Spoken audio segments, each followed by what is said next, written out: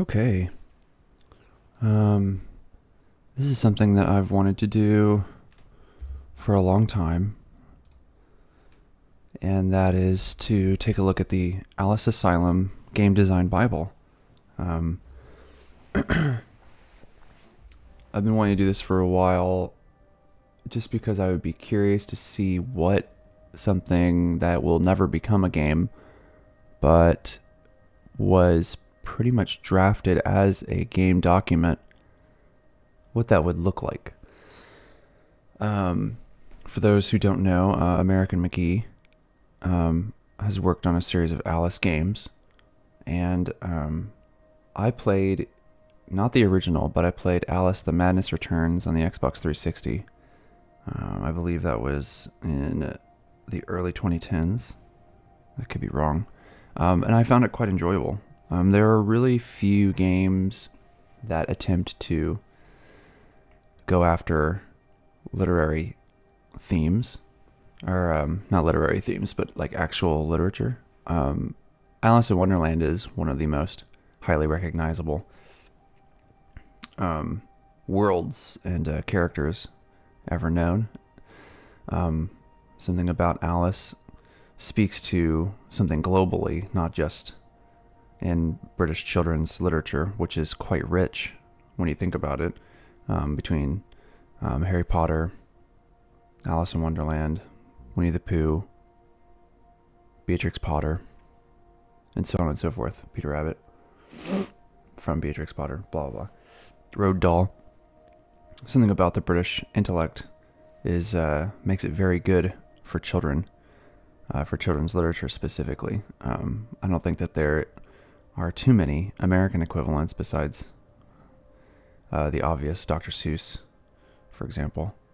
And so I think that there is something to be said for Alice in Wonderland, and something to be said for Alice as a key figure for a video game. Now, Alice: The Madness Returns is quite a mature experience. Is very much darker than the original source material, and I found it delightful. And it's one of the few games that my wife was willing to be a gamer girl and watch it as I played. Something about the art design is really something, and I think it wasn't perfect. I think it was a pretty solid adventure game, in look and feel. I think one of the obvious drawbacks was that it was too long. This is something that the Cane and Rinse podcast talks about pretty specifically. I think they're right. I think that the game wears its art too much. It finds ways to repeat some of that artistic insight. I think if the game would have been half as long, its density would have been viewed as something a little bit more endlessly replayable. If they would have found a way to condense that into a dense experience. I do sort of wonder in our time period about the idea of value. We're talking about $70 games, and we're talking about, how much content a game should provide. I've been playing Enshrouded, and that game has quite a lot of content, but I wouldn't say that it's anything that feels like a novel or innovative. And because of that, that content seems to wear itself out quite quickly. Alice: The Madness Returns featured a lot of third-person action. You had a knife, you had a hammer, you had a pellet grinder, which is kind of like a ranged weapon.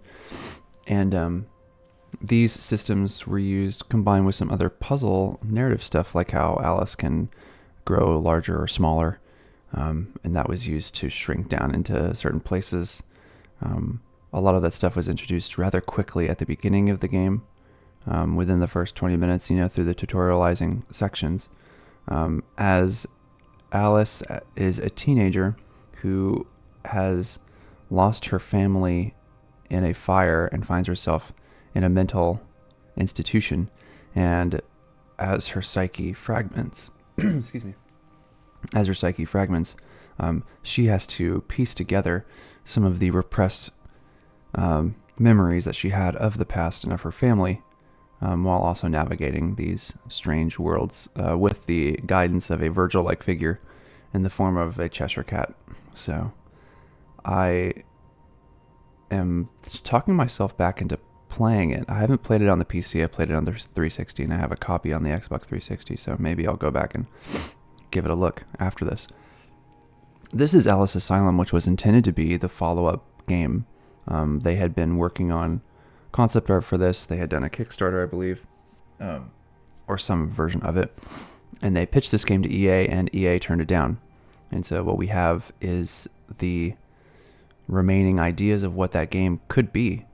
I'll be honest and say that here, looking at the front cover, Alice Asylum, I think a lot of this was already covered in Alice the Madness Returns.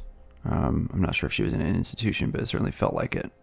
I'm not sure what more this could have provided narratively, so I'll be curious to see maybe if that was one of the problems. Then again, video games, as we can see from Dragon's Dogma and its sequel, you can remake a game totally with updated assets, and the gaming community will thank you for it. So I don't think it would have been out of question to do something like this again. But anyway, enough preamble. We have 200 pages to cover. I would like to cover this in a single sitting, and I hope this will be fun. This is available free online if you wanted to take a look for yourself. So if I go too quickly through things, you can always backtrack if you'd like to see something that we missed. Some pages I will be reading all of, some not necessarily. Obviously there will be spoilers for a game that has will probably never exist, unfortunately. I would have liked to have played this, and that's a big reason why I want to read through this, because I would be curious to see what the experience would have been like. So I hope you find this enjoyable or entertaining, or you have something to take away from it. American McGee's Alice video game series has a legion of dedicated fans worldwide. American McGee's Alice 2000 and Alice the Madness Returns were released to international critical and commercial success. Fans of the series have been asking for a new installment of the franchise ever since. I'm not sure how true any of that is. With present video game rights currently caught in a stalemate at EA Games, and with key stakeholders reluctant to help fund or sanction movement on a new game, American McGee and a small team of artists, designers, and writers have put their time and effort into creating the potential third game concept, outlined entirely in this document. This design Bible was created in an effort to spur new investment opportunities, help greenlight the potential development of a new AAA Alice game. Oof. I don't know. In 2024, like a AAA. Actually, like if it was a third-person PlayStation 5 action game, I could see it. With Alice as the lead character. Don't really have too many. That would be sort of fascinating, wouldn't it? To have we have a lot of male central lead roles. I guess we have Saga from Alan Wake 2. I'm trying to think of other, like, Horizon Zero Dawn. Well, there goes that idea. And create a new experience for the fans of Alice to enjoy through this document for free. This potential new game experience is titled Alice Asylum. This creative journey would not have been possible without the support, help, and love shown by Alice's fans. So we have the game design Bible. We have a table of contents. There's the pitch. Sorry you can't see a little bit of this because of my camera. Game design fundamentals. All narrative and gameplay and extra content in gallery. So it looks like we'll be spending the bulk of our time in pages 55 to 376. Introduction. So here you can see, I wonder if I can move that down, or move that up here perhaps, so you can at least see what the Mad Hatter and the Cheshire Cat looked like in the original game. They were quite malformed or deformed, and I really liked that experience of getting an interpretation of an established work that was so twisted and gnarled from its original. Pretty neat stuff. Welcome to the introduction page. The highly anticipated third game, Alice Asylum series, continuing the series by American McGee. Asylum continues the story of the main character Alice as she embarks on a journey towards psychological healing in her twisted and dark version of Wonderland. As fans of the series are aware, the Alice games have always been known for their unique and visually stunning interpretation of Lewis Carroll's beloved classic, as well as their exploration of mature themes such as mental illness and childhood trauma.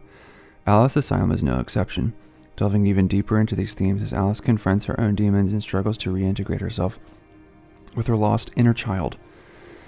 However, the journey to bring Alice Asylum to life has been just as challenging as Alice's journey in the game. Despite a passionate fan base and critical acclaim for the previous game, securing funding and support for the development of Alice Asylum has been a difficult road. Some redundancy there, we talked about that previous page.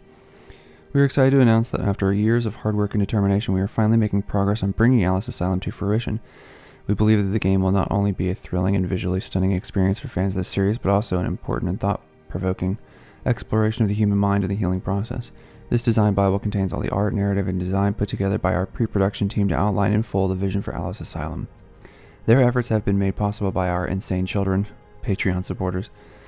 Okay, so it was a Patreon, without whom we could not have brought any of this to life.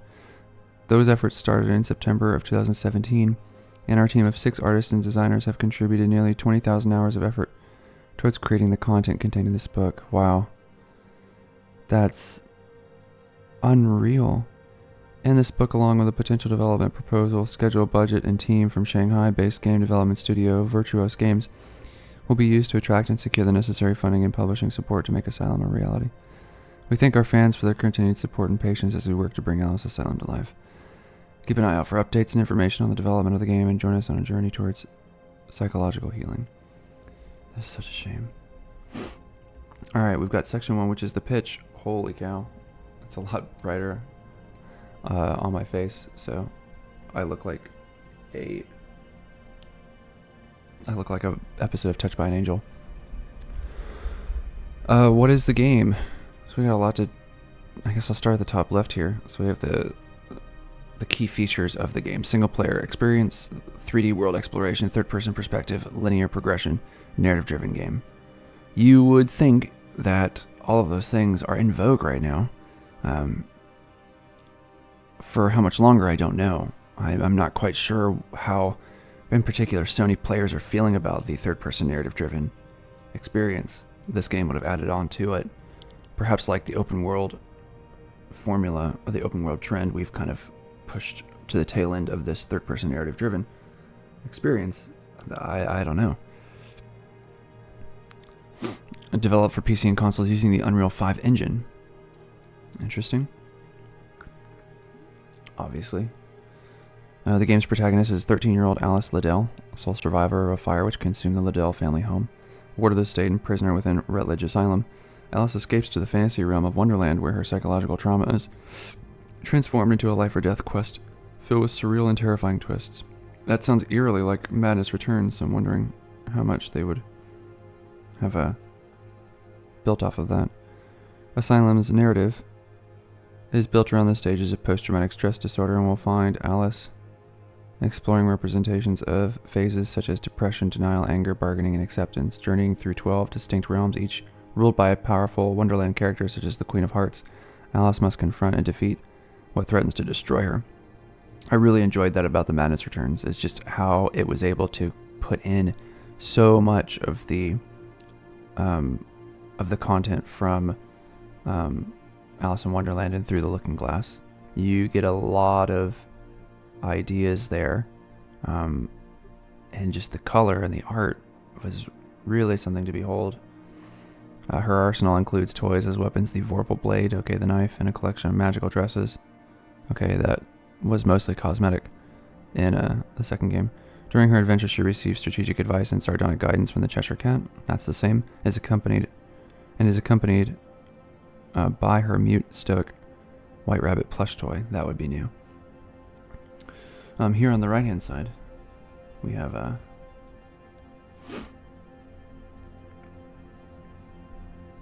the loop theme is horror, so I'm not quite sure what they mean by horror. I never found the Madness Returns to be particularly Horrifying. Perhaps it would be something more like Dead Space. Narrative, exploration, combat, puzzles, and spatial challenges. So very much like the second game. Difficulty curve. Easy mechanics to pick up and play, and for a beginner, casual play encouraged on lower difficulty playthroughs. Advanced options and deep customization is encouraged for expert level play. In-depth gameplay strategy and player-built experimentation required to succeed on higher difficulties. That was not in the second game. I found that the adventure aspect of it plateaued quite heavily. You could upgrade your weapons, but they were more for player expression, like what you liked to use, far more than it was a requirement in order to succeed, I felt.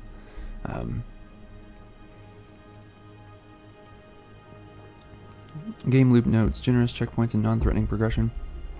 Curated linear level design combined with exploration and discovery. Loosely connected central hub adds replayability. Ability to fast travel to the central hub, Hall of Doors. Okay, interesting. We can see a little bit of the modern sensibilities here with the central hub, similar to maybe Dark Souls, as a launching off point, right? Each area is a self-contained world unto itself. Okay, so something like Demon Souls, perhaps. Internally consistent visually and unique amongst one another. Off main path loops contain treasure, training, loot, and magic. Gating via difficulty of enemies. Soft gates. How long is a game length session? 1 to 3 hours per sitting, and then a total game length would be 15 to 20 hours. Oof, gated by narrative sequences and submissions with hero reward moments. 12 chapters. Like a clock, hence the watch put next to it. How would I feel about a 15 to 20 hour? I have a feeling that this would have been another bloated game, just as an opportunity to reinforce their art design. So it would be something that if you liked the art design, you would be there for to kind of experience. But I think for a lot of people, they would find 15 to 20 hours to be a little much. They would have preferred like 10 to 15, something a little tighter. Like 90-minute movies, I'm sort of getting more into a denser gaming experience. Not always, but for the most part. What is the tech engine decision? Core team of engineers, level designers, animators, and team leads from Alice Madness Returns development have decades of combined experience with the Unreal toolset. Proximity to Epic China's support team and close relationship with leadership ensures smooth utilization of tools.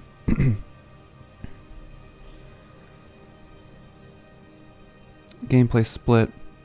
Core focus is on discovery and exploration, 30%. That feels very much like the first Dead Space, where something I really liked about the first playing Dead Space and playing Alan Wake 2, I would say, is the combat seems to be tucked into the background, and sort of exploration and movement through the world takes precedence. I think that's a smart choice. As much as they talk hot shit about wanting to have a deep combat system, I don't think that's what people are going to come to this game for. Combat 20%, narrative 20%, cutscenes, cinematic set pieces, voiceover, and VA story progression. That was the case for the Madness Returns. One thing that I liked about Madness Returns is that their cutscenes they had split it into concept art, style, cinematics, and then they had in-engine cutscenes, and I think I really enjoyed the concept art. It had this very eerie, alienating visual appeal to it, and I would suspect nothing less from this.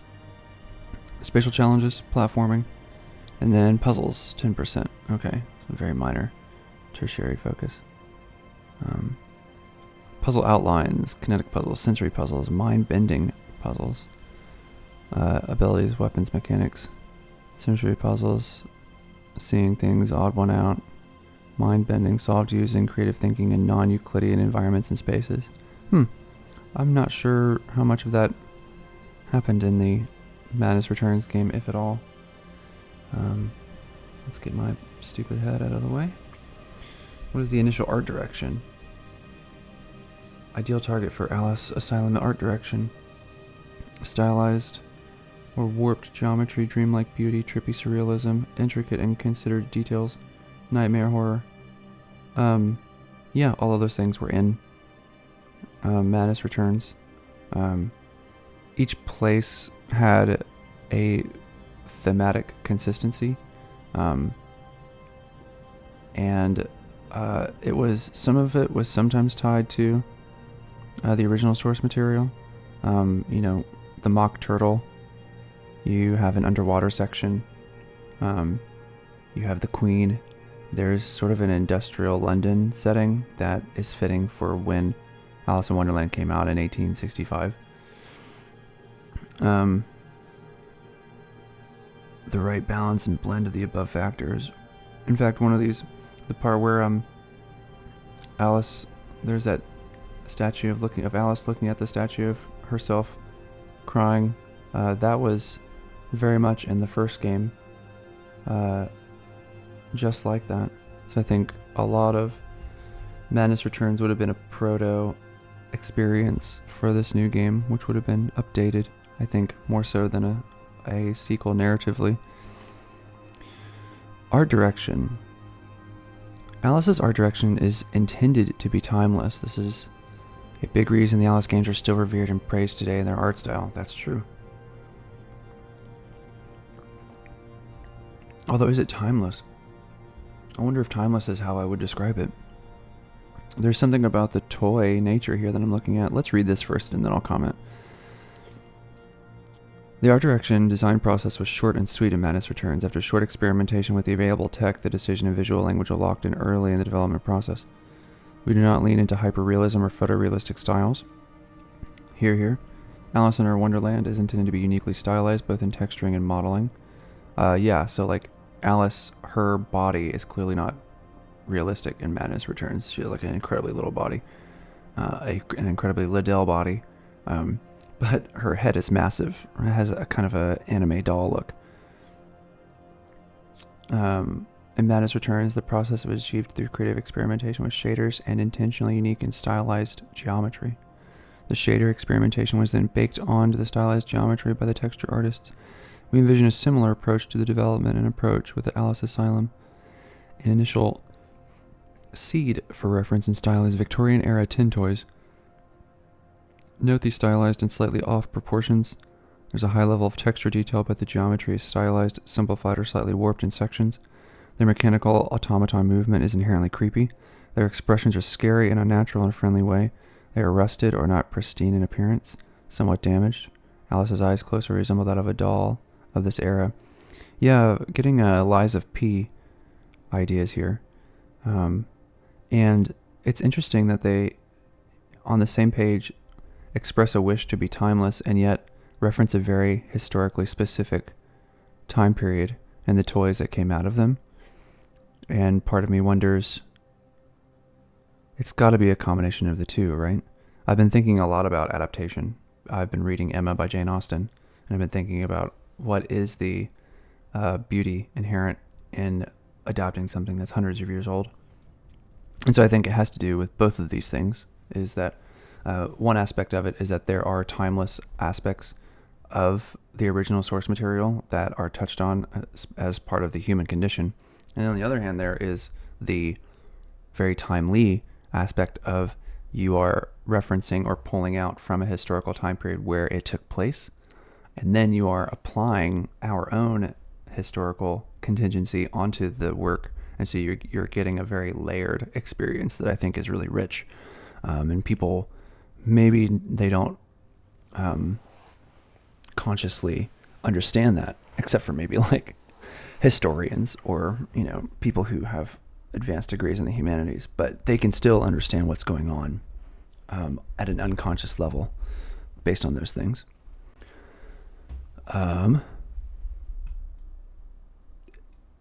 Next page, is there a planned weather changing system related to the game's story? It depends. We anticipate any possible weather will be gated on the player's progression in each level. Yes. So this happened in the first game, is that it started out, you kind of go through a pristine sort of idyllic Alice in Wonderland experience, but then over time it goes from day into evening or dusk. And so I think that's basically what they're saying here, is that there's no real-time system between night and day. It has more to do with story progression. Is there any DLC planned? Yes, DLC is possible and encouraged. DLC options, new story extensions, customizable cosmetic content, seasonal content, limited time events. Oof. Mod system modification and community involvement is encouraged. I wonder what a modding community would do for this game. Like, not maybe new weapons, or I don't know. A lot of the things are so baked into the art and the design of like animations, and I wouldn't trust people to mod this game. Like, what's that about?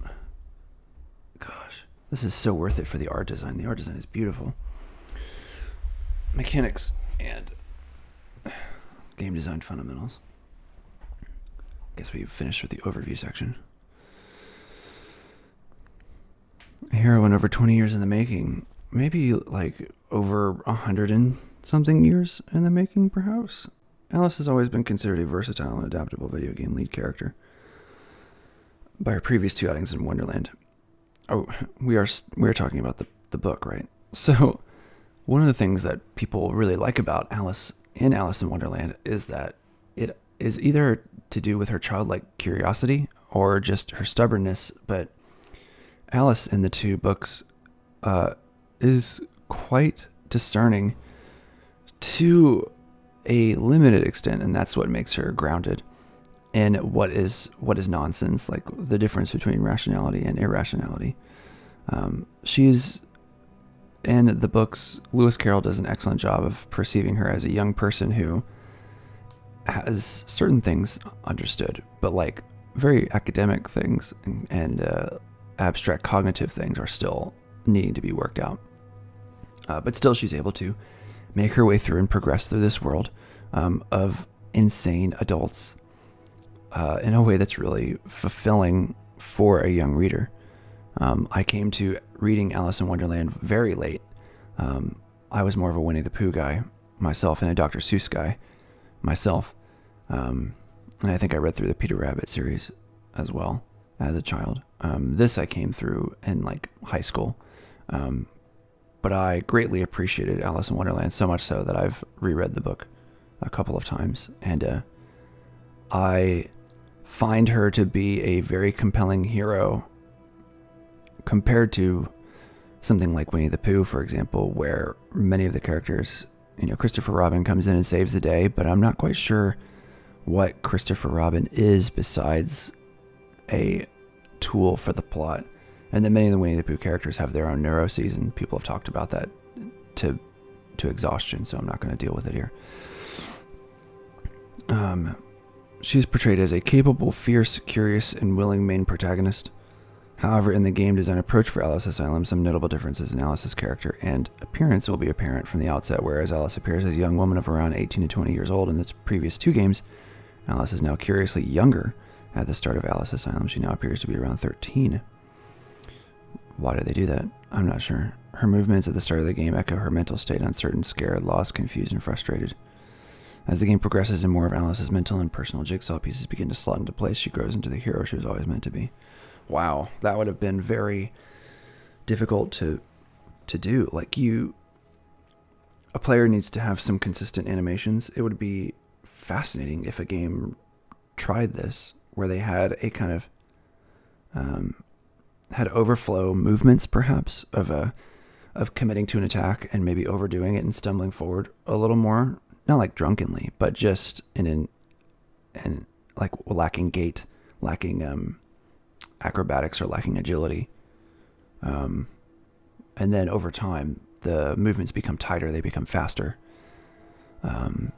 That's something that is kind of done with progression systems in games anyway, but with this, it has more to do with what Alice doesn't know than with what Alice gets better at. As new moves unlock further game progression, Alice's actions become more deliberate, vicious, measured, and confident. This process is to be reflected in Alice's character movements, actions, and behaviors. The more adaptive and reactive she appears to her environment, the more believable she reacts to the story events in game, the better. Yeah, I think I'm overanalyzing it. It would have just been like,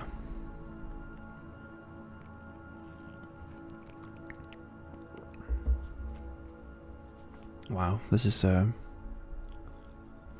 similar design aesthetic to before. Tiny neck, huge head, huge eyes for character expression. I'm moving my head so I can show you the playful look here, which I think is like cringe-inducing, with the state of the world of photography and images that we have now.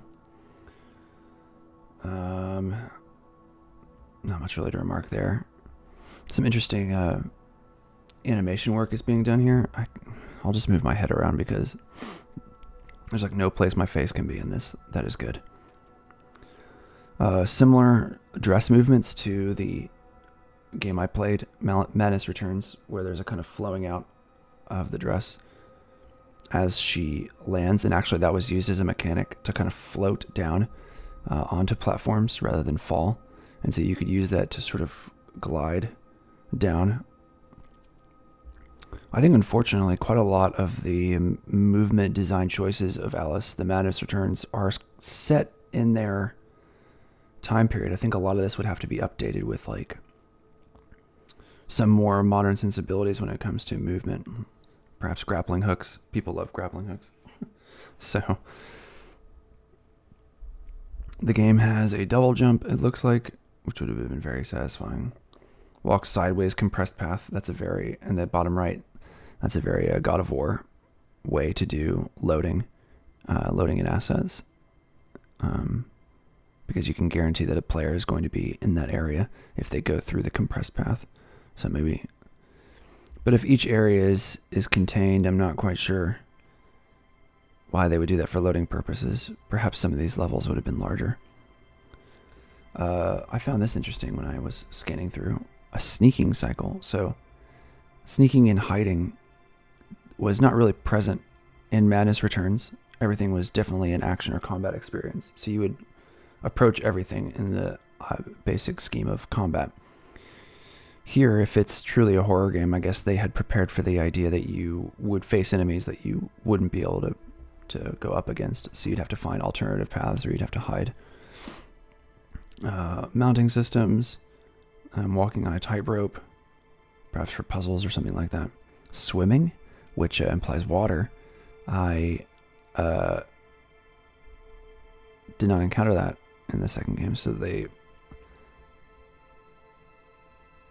did quite a lot here with who knows what we would have experienced if we would have experienced all of these things. It's quite ambitious, a lot of these things. Climbing, wall climbing. The wall climbing is kind of hilarious. A slingshot, another ranged weapon. In the Madness Returns game, like I said before, there was a pepper grinder that you would turn, and it would shoot the pepper out. That comes from the Pig and Pepper chapter. And in the second game, you would shoot floating pig snouts in order to unlock puzzles. Humming and swaying, idle state, petting the Cheshire Cat, idle state, death cycle. Okay, so here we have like taking health away, and a wounded and then a death state.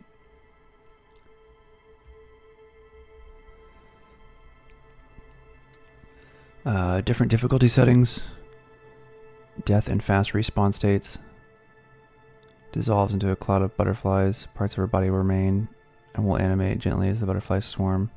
Reminds me of Returnal's method of no loading. On death it would reset the loop, but if you were to teleport from one area to another, it was done very much like this. In a blue, you would kind of fragment and then you would reconstitute at these places, and it was done without any loading. I really want to play Returnal again. I love that game. Respawning, Ultra Nightmare difficulty, 5 difficulties. Okay, we should probably check these out. Easy for players who would rather focus on the narrative and enjoy the experience of Asylum at a gentle pace. Combat is heavily weighted in the player's favor with unlimited ammo, reduction of damage. For players who want a healthy balance of gameplay and narrative focus, the mode is made to play Alice Asylum as intended.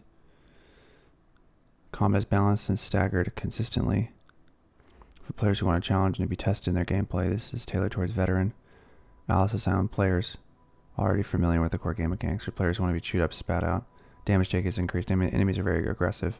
Okay, so that would imply different combat AI that they'd have to code in discreetly for each system, which would be even more work. Ultra Nightmare difficulty, secret unlockable gameplay mode.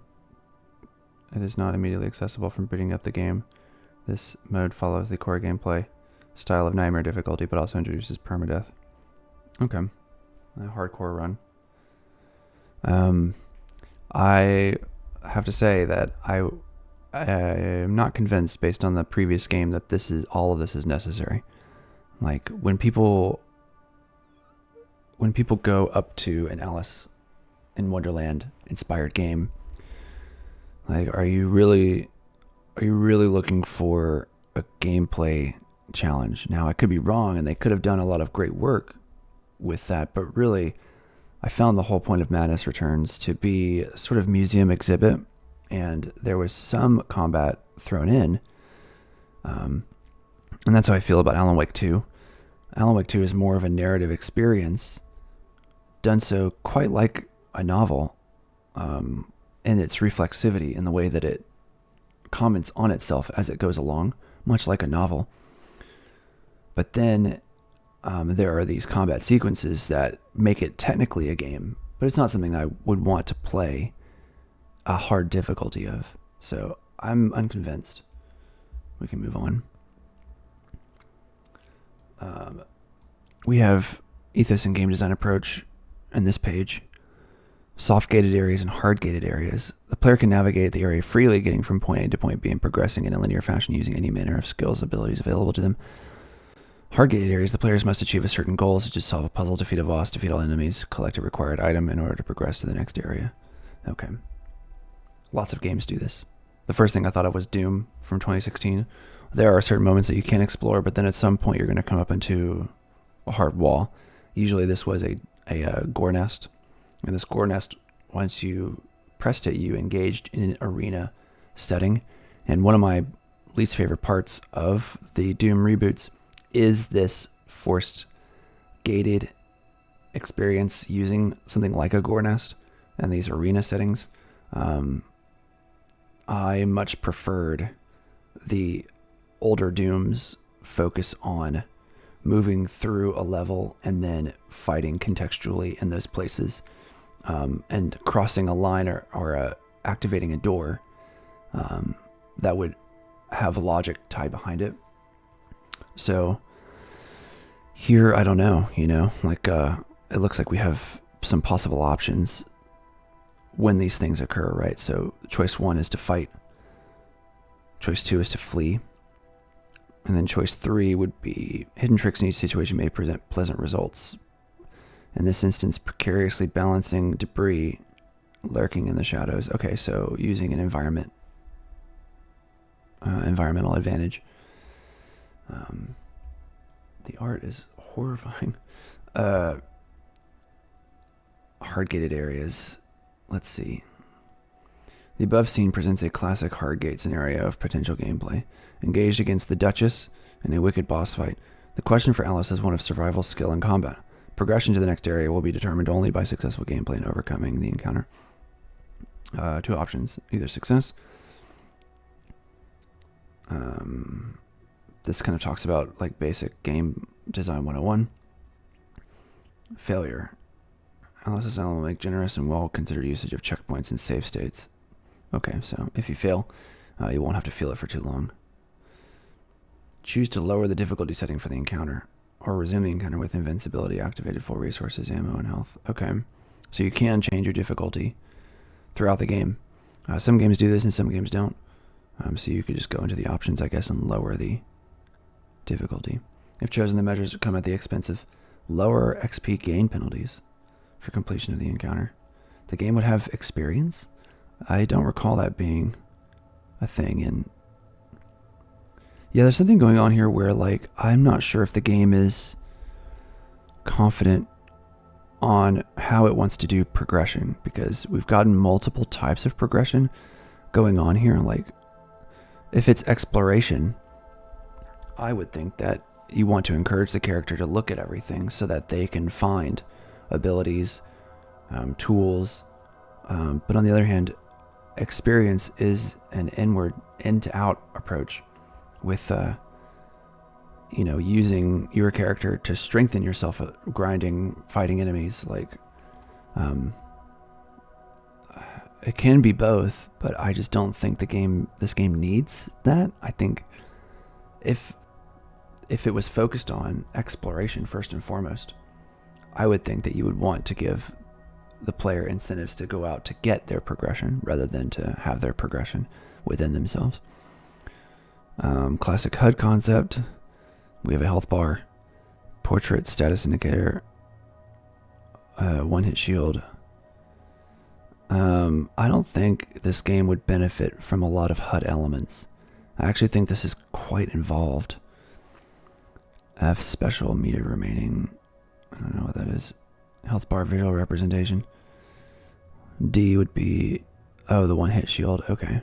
So everything's like, there's a lot of information going on in this, which is kind of nice. And I do sort of hope it's not coming out. But I would imagine that this would be the only thing that you would see on the screen. And so they would do a lot with a little.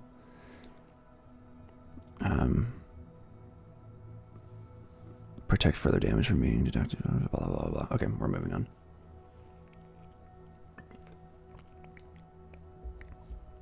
A lot of different weapons here over on the right hand side. So some of these I recognize, some of these I don't. So the Vorpal Blade was the first weapon that you got. You could get a toy horse, which was a heavier weapon. So you could do like combos to some extent. So like you could do 2 hits with the Vorpal Blade and then a third with the toy horse, if I'm not mistaken. So a light, and then a heavy.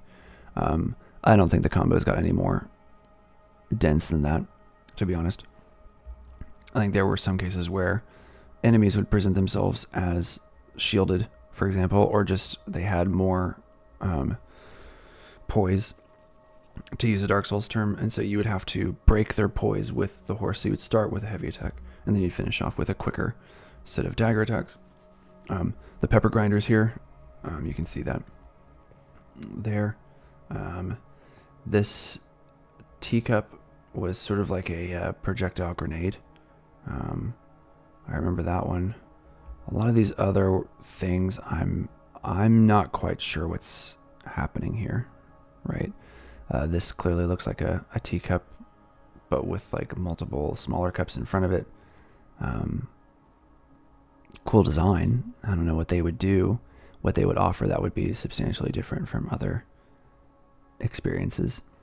Some kind of umbrella would be cool as like a rapier to encourage like a more, not effete, but a more acrobatic set of combat animations. That would be neat.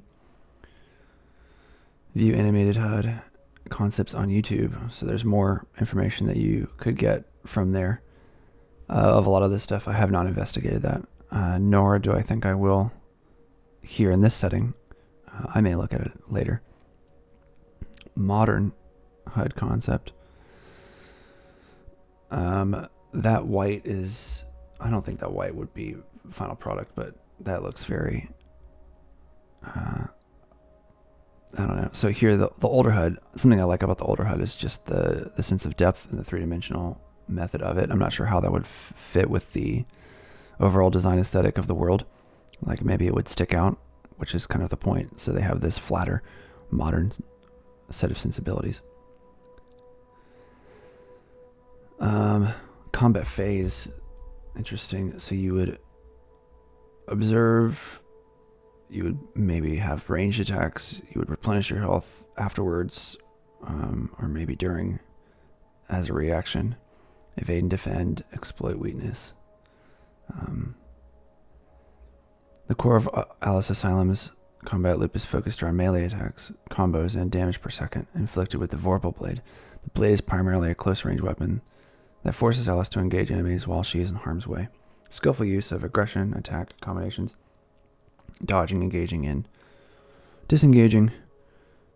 Vorpal Blade melee attacks are always accessible by the player and can be used infinitely. Some smaller enemies can be stunned or killed outright with ranged weapons, but larger threats such as bosses and mini-bosses can only have their health bar depleted by damage and attacks from the Vorpal Blade.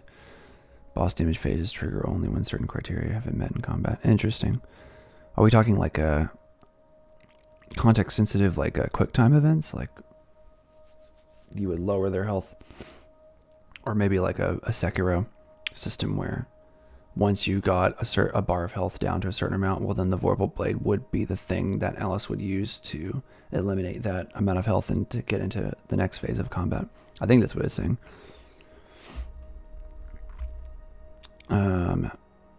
We have all different kinds of things here. I'm not going to spend too much time on this just because I think we've exhausted the design phase of the gameplay.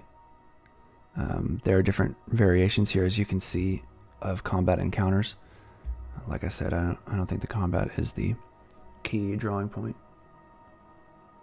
Key thing to look at when it comes to the Alice games. Behavior and attacks. Lots of different types of attacks, which is kind of neat.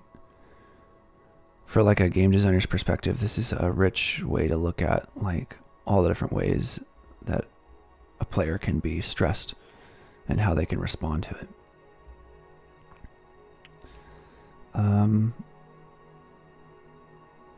Here we have some of the equipment, it looks like, that Alice could have. This is very new. There was not a lot of equipment in Alice the Madness Returns. It was mostly focused on combat itself, the tools that you would get for combat. This is more of like Alice's state of being. Hysteria, a special state. Death save, interesting. In Alice the Madness Returns, one of Alice's most iconic new abilities was the Hysteria mode, functioning as a massive damage increase and attack buff when the player was near death. This special mechanic helped keep Alice in the battle if the player was struggling. However, if the player was skilled, Hysteria mode, one of Alice's most rewarding and fun abilities, could potentially be missed an entire playthrough. In Alice Asylum, the intent is to reward and maintain incentive for the player at both ends of the spectrum of gameplay. Near death and consistent skilled play. Okay, so Hysteria or Inferno. I don't like the name Inferno. I kind of wish that they would stick with the I don't know, come up with another cool psychological term for the other state, right? You have hysteria. Why not have like pathological or borderline or narcissistic or histrionic? Like use some other form of psychological state besides whatever Inferno is,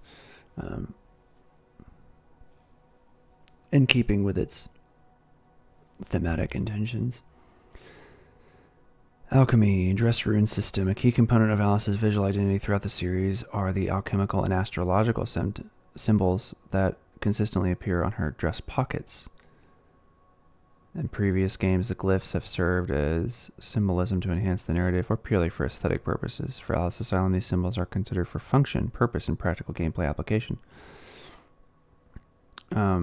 So these, combining them to your gameplay could be used to enhance things. So like Sagittarius, the archer, these astrological symbols could be used to increase your ranged attacks if you're more of a ranged fighter in these games. Pretty par for the course when it comes to game design 101 in the modern, i.e. 2024 age. Finding secret areas and unlocking dress runes. So to get these, throughout Alice's Wonderland lie many hidden secret areas, puzzles, mechanics, and riddles, rewarding player curiosities core to the Alice Asylum experience. One of these key concepts is to hide Alice's passive special abilities in hidden areas off the beaten path as encouragement to explore. Okay, so it's got, to me that's the far stronger appeal of this game, is you want the key pull of the Alice games is its art. And so the method for getting people to see the art is to get Alice to explore, to get the player to explore. Like, yeah, you're increasing your character, but I have a feeling that this game, had it come out, could have been completed by a person without having any upgrades, even on some of the higher difficulties. Like, I just think that some of it could have been exploited, and players are good enough to where none of this is necessarily required. If people can do a level 1 Elden Ring playthrough, then surely they can do something like this.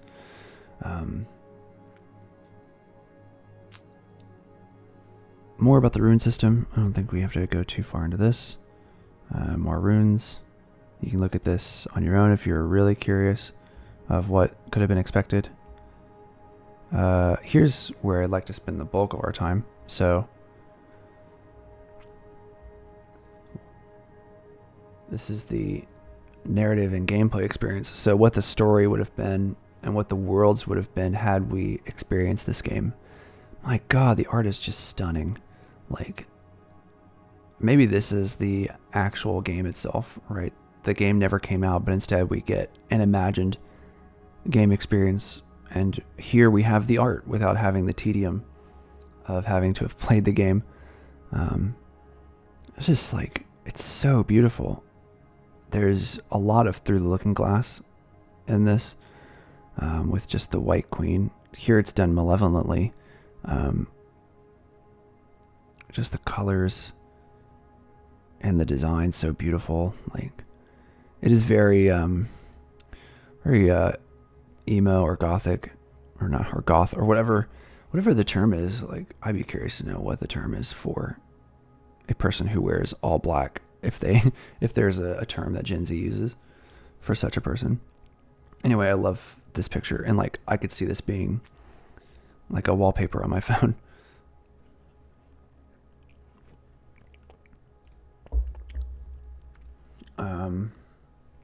Okay, here we go. Darkness, shadows. The sound of a clock similar to what we heard at the start of Madness Returns, then morphs into a train over tracks. Oh yeah, that clicking of the rails. The sound then changes into a rapidly beating heart. And then here, I'll move this again. Alice, I remember being free, what it felt like to run outside without fear, what it felt like to have a home. But you took that from me, and you put me in this prison. And you threw away the key. A mysterious yet familiar voice cuts through Alice's thoughts. Open your eyes, Alice. Perhaps this time you will finally see. Yeah. Stories work in threes, so I guess this is the third. This is a game opening 0.1, so a kind of prologue, or the opening tutorial. Probably occurs in some kind of dreamscape, right? I'll show you this briefly. Just this full-length picture shot. Quite cold and dreary. She's in a nightgown, holding the white rabbit plush toy that we talked about earlier. Alice opens her eyes. She's alone. We play as a frightened 13-year-old Alice running through a moonlit, snow-covered English garden. This is the slumber and manifestation of Alice's childhood memories. It serves as the first tutorial for basic movement, walking, running, climbing, and jumping. The nightmare is always the same. I cannot run fast enough. I cannot escape. Something is always watching me, haunting me. Cutscene plays after completing the basic tutorial area, revealing the moon looming over Alice's shoulder. There's something very odd about its size and form. The moon then turns to reveal a menacing face. Eyes locked on Alice. It howls and pursues her. Already you can kind of see the persecutory nature of Alice's... It operates at the paranoid schizoid level. Maybe she's got a little bit of borderline personality organization going on. So I'd be curious to see how they address Alice's psychological state throughout the game.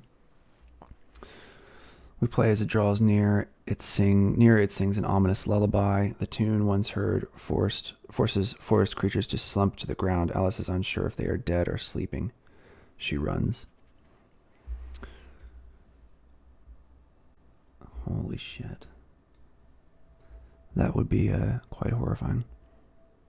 How would this be done in a video game format, I suppose? A lot more of the game seems to be about running and less about empowerment already compared to Madness Returns.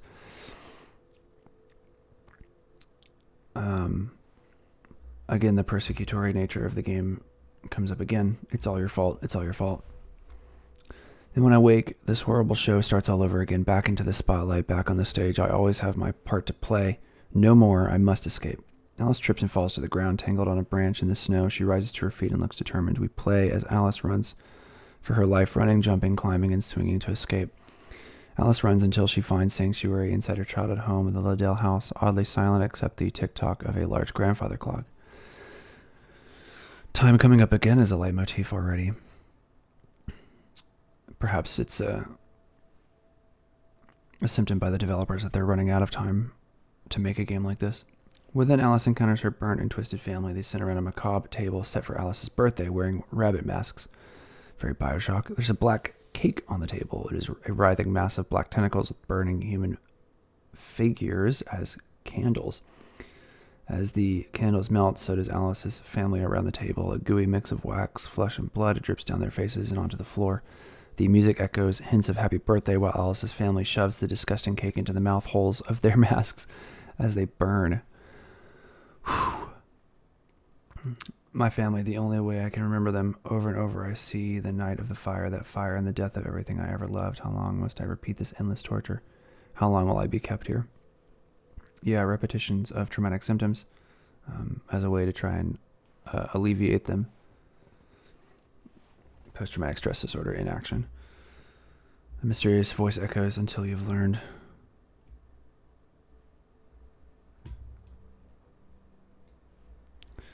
Cutscene plays as a violent earthquake shakes the house. Pictures fall and glass shatters on the floor.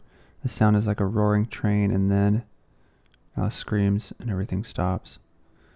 Alice abruptly comes face to face with the hookah-smoking caterpillar. Okay. Sat atop his gigantic mushroom, he is the voice guiding her through her memory, smoke billowing from his hookah in the world around. Alice wafts and morphs to match his riddled words he speaks. It appears you're late, and once again, Alice, and to your own party, no less. Alice responds, I'm not late, I'm lost. I have no choice in this nightmare. I've lost count of the times I've seen their burning faces and heard their screams. Caterpillar exhales another plume of smoke. There is still much for you to learn. Alice, I don't want to learn. I want to escape this dreadful place. A pity you show no interest, the caterpillar says, in understanding your own shadows, Alice. Yeah, a denial or a repression that the caterpillar is introducing. So we have this next side. For they have a keen interest in you. Alice is now alone, save for a single ornate looking glass, standing well over her head. The mirror's beautiful frame is sharp and sinister.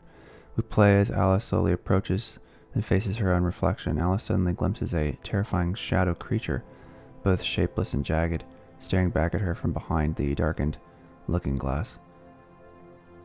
There you are, little girl. Finally, I found you. The words drip with malice. Alice and the shadow examine one another, a perfect mimic. The shadow continues. Blissfully unaware how pleasant it must be to be trapped in the calm beneath the waves as the storms rage above. As Alice outstretches her hand to meet the clawed hand in the dark mirror, the shadow creature suddenly breaks through the looking glass, shattering the mirror into 1,000 pieces. As jagged glass tumbles in the darkness, Alice flails around to defend herself, suffering hundreds of cuts. Just as a large shard of glass is about to pierce Alice's heart, she reaches out and grabs it. Suffocating smoke and embers engulf the girl. Alice turns the shard over in her hand, and it transforms into a beautiful crystal vorpal blade, her own blood dripping across its edge. She is transfixed by the blade and runs her fingers along its sharp edge. That is very fascinating. Her own blood. There's something like soothing and calming about the self-harm experience, like a cutter experiences, and it's sort of externalized here in the form of this vorpal blade, which I think is troubling Again, I think the Alice games are for adults who are retroactively looking at their childhoods as well, um, in the guise of Alice's haunting nightmares. But also, the game is doing a good job of creating a contextual setting to get you to reanalyze or reassess what the Vorpal Blade is and what it's doing for Alice as a stabilizing feature of her psychosis. It's great. I love it. Now I wish I would have played the game to have seen that in action. Not enough games are able to appreciate the psychological aspects of this, except for games like Alan Wake. We have some combat training. There's some shadow monsters that manifest. Interestingly, the way it's designed, it splits in half at the stomach, and you can kind of see how it animates or transforms here. Is that is this the womb, right, that is being turned monstrous, or is it the stomach, right? So there's something, it could be something gastrointestinal. The idea of, oh my God, I can't think straight, but like starving oneself is a kind of a rejection of the body, of like depriving the body, so that there could be something like that going on, manifested here. Or it could be something about motherhood that is being rejected. Her reverie is broken as Alice is set upon by a ghoulish, faceless manifestation of the shadow. Alice lunges and slashes at the endless nightmares that quickly swarm around her, towards her. Basic opening tutorial for combat with the Vorpal Blade into the player is quickly overrun. We play as Alice is seemingly about to be killed by the shadow creatures. A lullaby is heard in the distance. A thick mass of suffocating, blood-red tentacles envelop Alice, and she is suddenly back in the burning Liddell house, the moon looming overhead. She points the blade at the moon. I'm getting out of here. Before Alice can react, a chapter closing cutscene plays. The lullaby reaches her ears and Alice faints. Her eyes roll to whites and she falls into a graceless slump. Like a lifeless doll, she is lifted high into the air. Alice still clutches the blade tightly. In her hand, her sleeping body is pulled into the sky and towards the moon. The moon's massive eyes remain transfixed on Alice's tiny body, as its horrible teeth, as large as tombstones, form a glistening demon's smile. The scene fades to black. Interesting. You know, the moon has a certain malevolent image for young girls and women going into puberty, as it's the kind of menstrual cycle manifested. Hence why the full moon is a werewolf's call to come alive. There's something about what puberty brings there, and I'm not sure if this game capitalizes on that, why the moon is so malevolent. It could be, you know. So that's the chapter's end, and here we get a chapter summary. What Alice looks like, some expanded lore perhaps. So you could probably, if you were exploring, perhaps find some lore, and you would pick this up and it would offer maybe this particular art here, and some text. A mysterious dreamlike realm of shadows, a visceral blend of memory, darkness, familiar concepts, and fear, erratic and dangerous. The landscape can morph in an instant. Nothing is quite what it seems here. The gateways between sanity and madness blur as the shells of what was haunt and pursue Alice. Alice may unearth glimmers of truth in confronting her nightmares in this realm. Though it might appear futile, Alice knows she must escape. The only way out is through.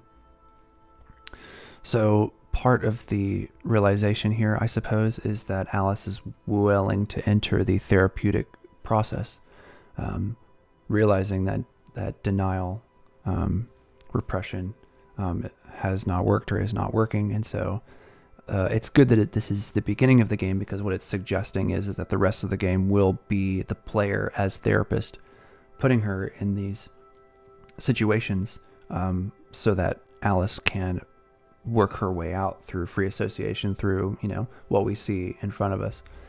And that's pretty cool. I like when games kind of contextualize why this experience is happening at all.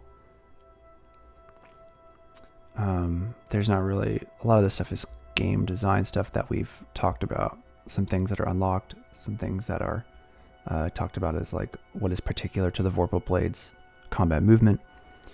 Weapons collected by this point. This is kind of neat. This will be neat to see like what is available in each chapter. That was kind of a prologue. Holy God. The art is going to be incredible. I have to use the restroom, so I'll stop here and I'll be right back.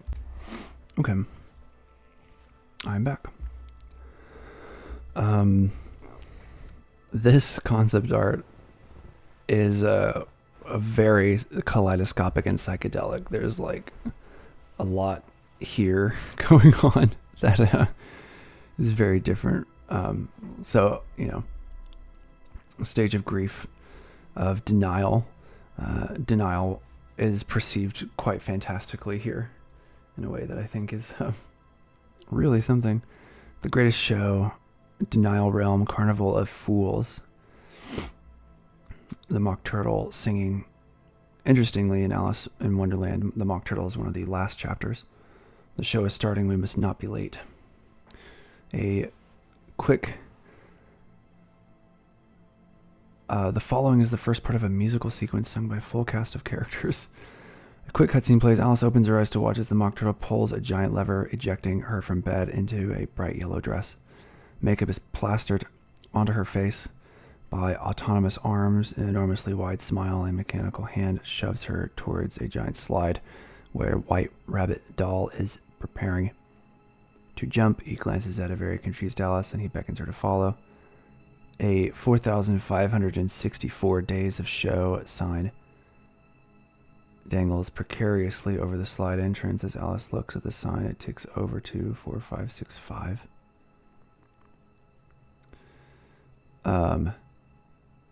So time,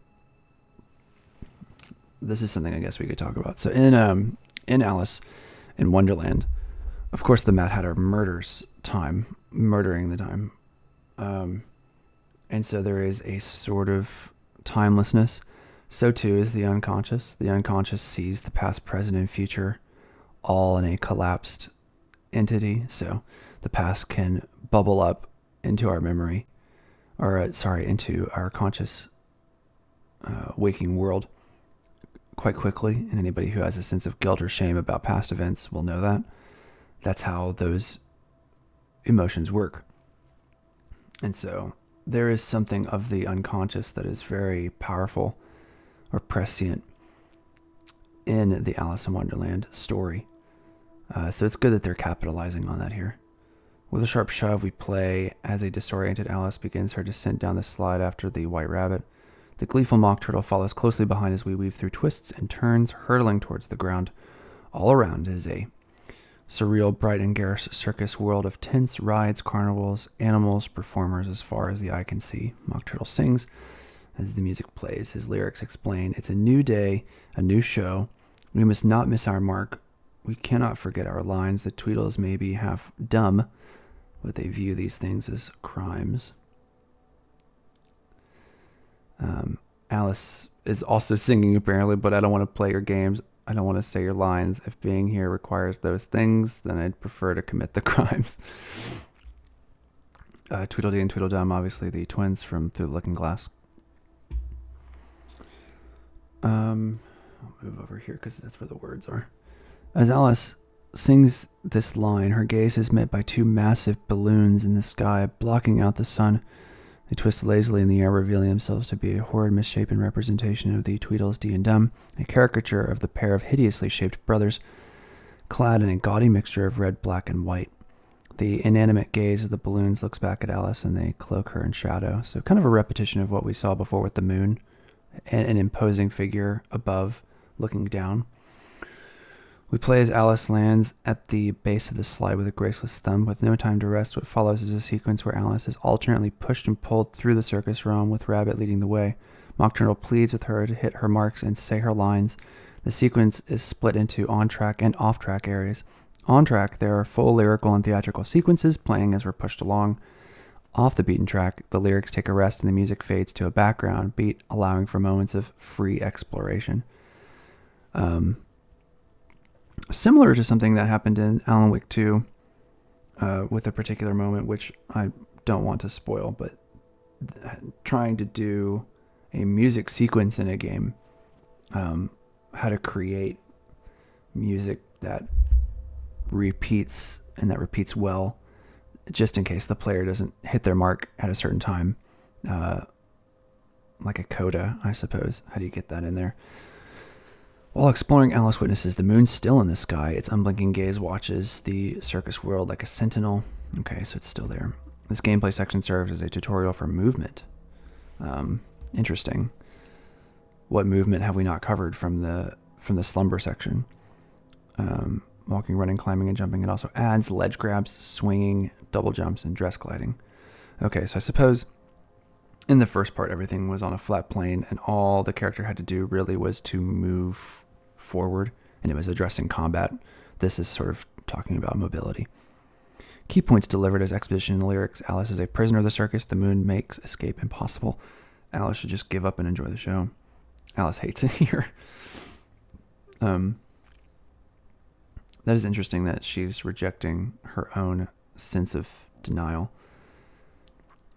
And that makes sense.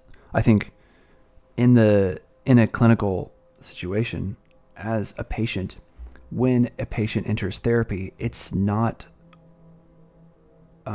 altogether clear that they're going to go all in, because just entering therapy is not enough, right?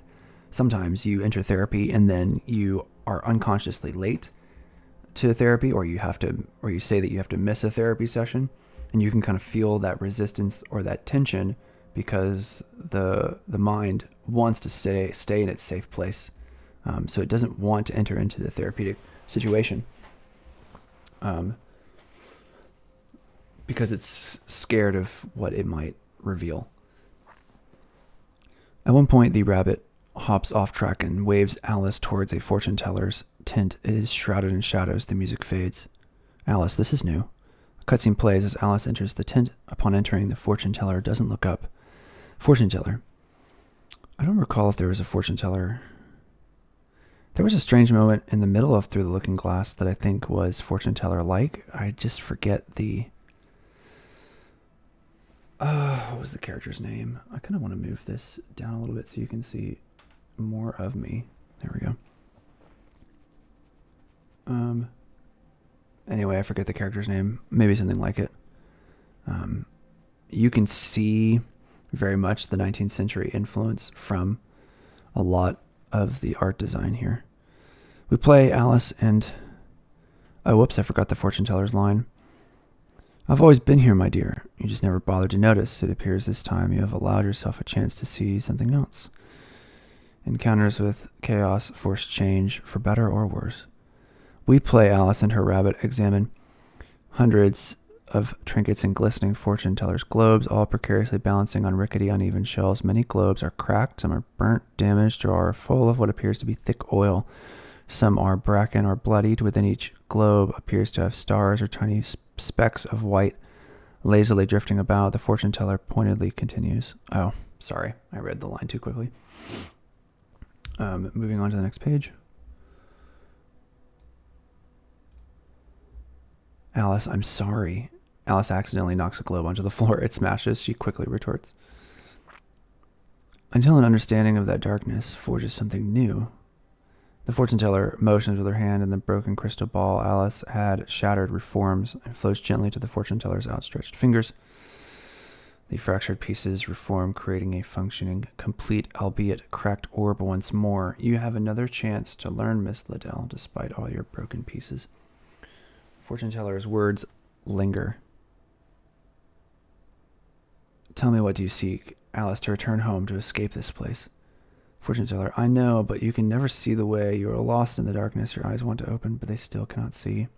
A lot of abstract vagaries going on here in the dialogue, which I don't appreciate, but I do understand, like Alan Wake 2, are kind of necessary to pad the gameplay, to allow the gameplay to, and the art to take shape. Alice states, tilting her head as her curiosity. Alice stares, as her curiosity peaks. Fortune teller, I remember when you only asked for better dreams, and I was happy to oblige, but this time your blade offers a chance to cut the threads that bind you. Time to open your eyes. A cutscene plays. The fortune teller motions to the crystal ball. Alice stares deeply into a crystal ball as it transforms into a snow globe. Hypnotized by the falling snow, her eyes begin to close. Right as she looks to drift off peacefully, a single gnarled finger from the fortune teller forcefully presses on Alice's forehead. Alice gasps in fear. A third eye opens, blinking open directly in the middle of Alice's forehead. Alice's 3 eyes roll back into her head, revealing no pupils. Her eyes are white as snow as the fortune teller cackles. Alice is engulfed in a dark haze, flames and screams. Alice returns to the slumber realm. It reminds me of The Matrix, where Mr. Smith says, you have no mouth, and then Neo's mouth closes in. It's very much like a night. It's descending from perceived reality into clear nightmare. And that movement between the two is sort of capitalized on here as well. It's a nice touch. It's always nice to do that to the player. Chapter summary. Okay, so that was a pretty quick chapter. Apparently at some point you could have collected a rune.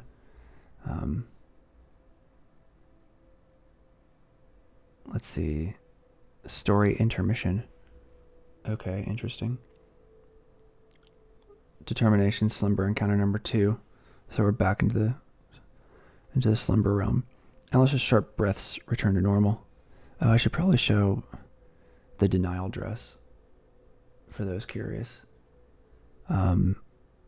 Yellow, bright, front facing. This is a nice touch. So front facing, everything looks as normal, and then the back is just like hideously dirty and deformed. I think that's a nice touch to have that asymmetry, because that's what denial is, right? It's an attempt to appear normal, but anyone, I guess, with a discerning psychological eye can see on the back. So, pretty good marriage between style and substance there. Nocturne in C sharp minor by Chopin. If that's the song I'm thinking of, I love Chopin and I love his nocturnes. I'm not quite sure which one that is, but sometimes it's overplayed. I don't mind. Alice's sharp breaths return to normal. She reaches up with her fingers to her forehead and finds nothing. The eye fades to smoke at her touch. Alice's encounter with the fortune teller unlocks basic way, finding an AUI map, clearly marking Alice's way forward towards mission objectives using her intuition. A UI map? I'm not sure if that was ever talked about. This mind's eye, why would there need to be a map? The mind's eye is showcased to the player for training and exploration purposes, highlighting the UI and the way-finding interface. Alice must follow these beacons, eventually locating Caterpillar in the heart of slumber. Approaching his silhouette, Caterpillar's glowing eyes narrow in the darkness. You're starting to find your way. What do you see now, Alice? Alice, I see that this is not my home. This is a place of nightmares. Alice, you speak of...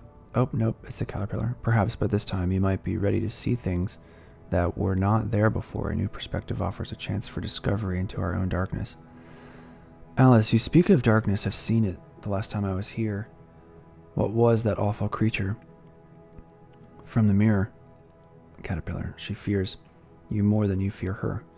But you will, and you must. Your fates are entwined far more than you realize. Alice, then she must fear me a great deal. I'd rather not see her again.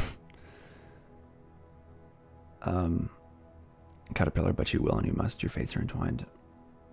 Caterpillar blows a blinding cloud of smoke A short cutscene plays. The area around Alice transforms into a flurry of snowflakes. It is night, and white falls from the sky above. Alice stands in the front yard of her family home. These memories are mine, yet I feel like I am returning for the first time, learning them for the first time. The house is sleeping, its windows are dark.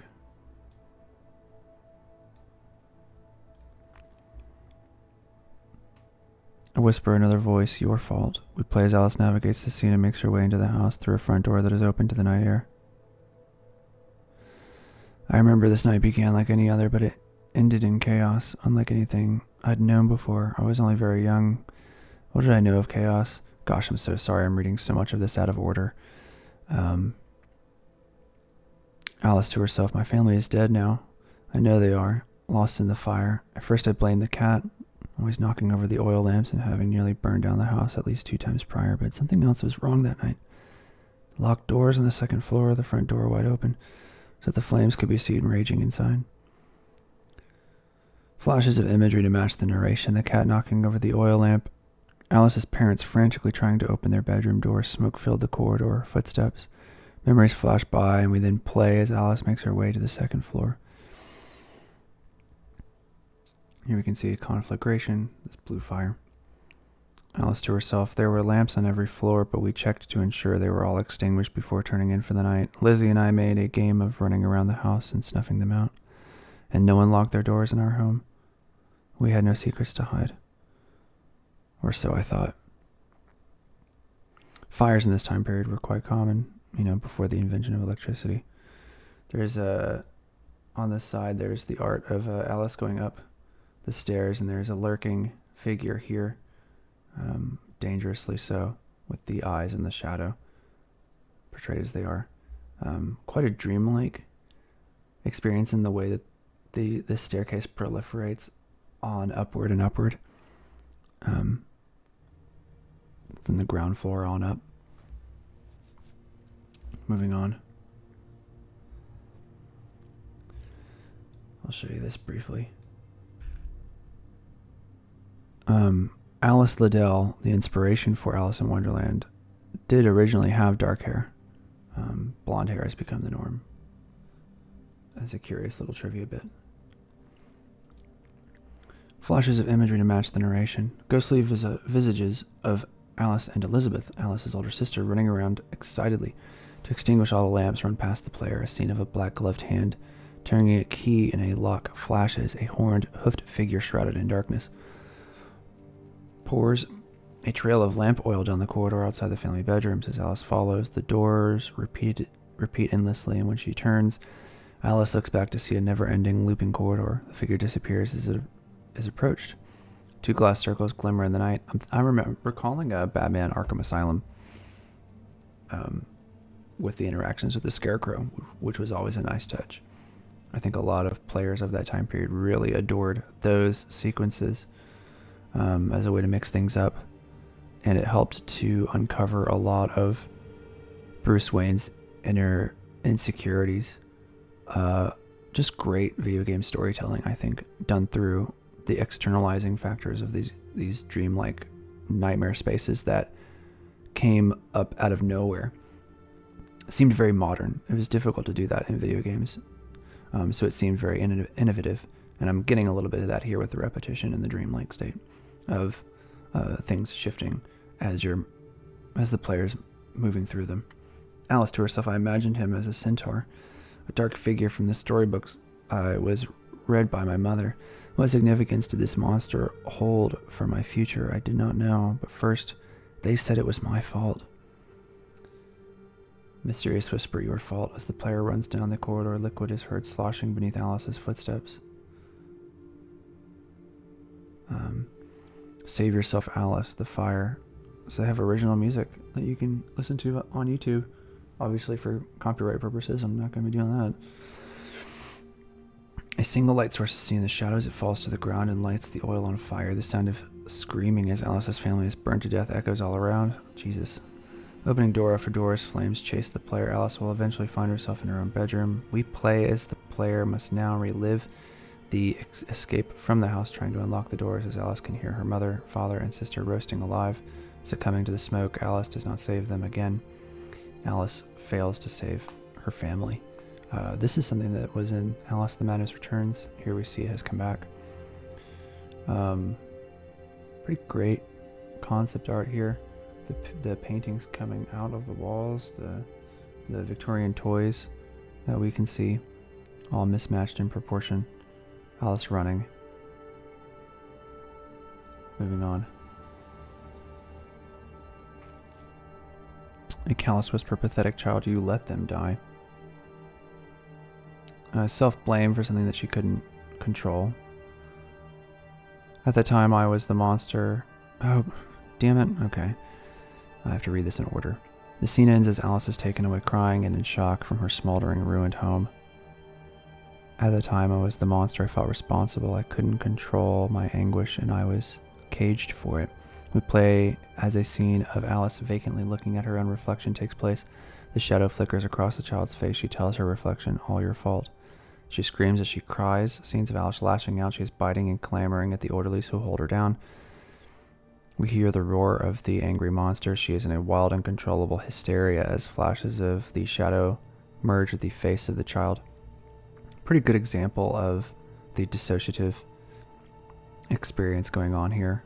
A psychotic break is occurring, and so you kind of get to see that with this feeling of duality, this feeling of binary opposition, told artistically. It's a nice touch. The scene dissolves back to Alice's audience at the caterpillar. That monster from the mirror is me. Caterpillar, only a part of you. The monster lies within us all, Alice, but only a few can face it, much less embrace it. Remove the mask, Alice. See the truth in who you are. See who you become. There is a darkness in you, in us all, that must be faced. Pretty great therapeutic work here. So, in a psychotic break, sometimes people can externalize the bad parts of themselves and they project them outwards, partially as a partial object, right? And so they split into a good and bad part. And so that's a very maladaptive.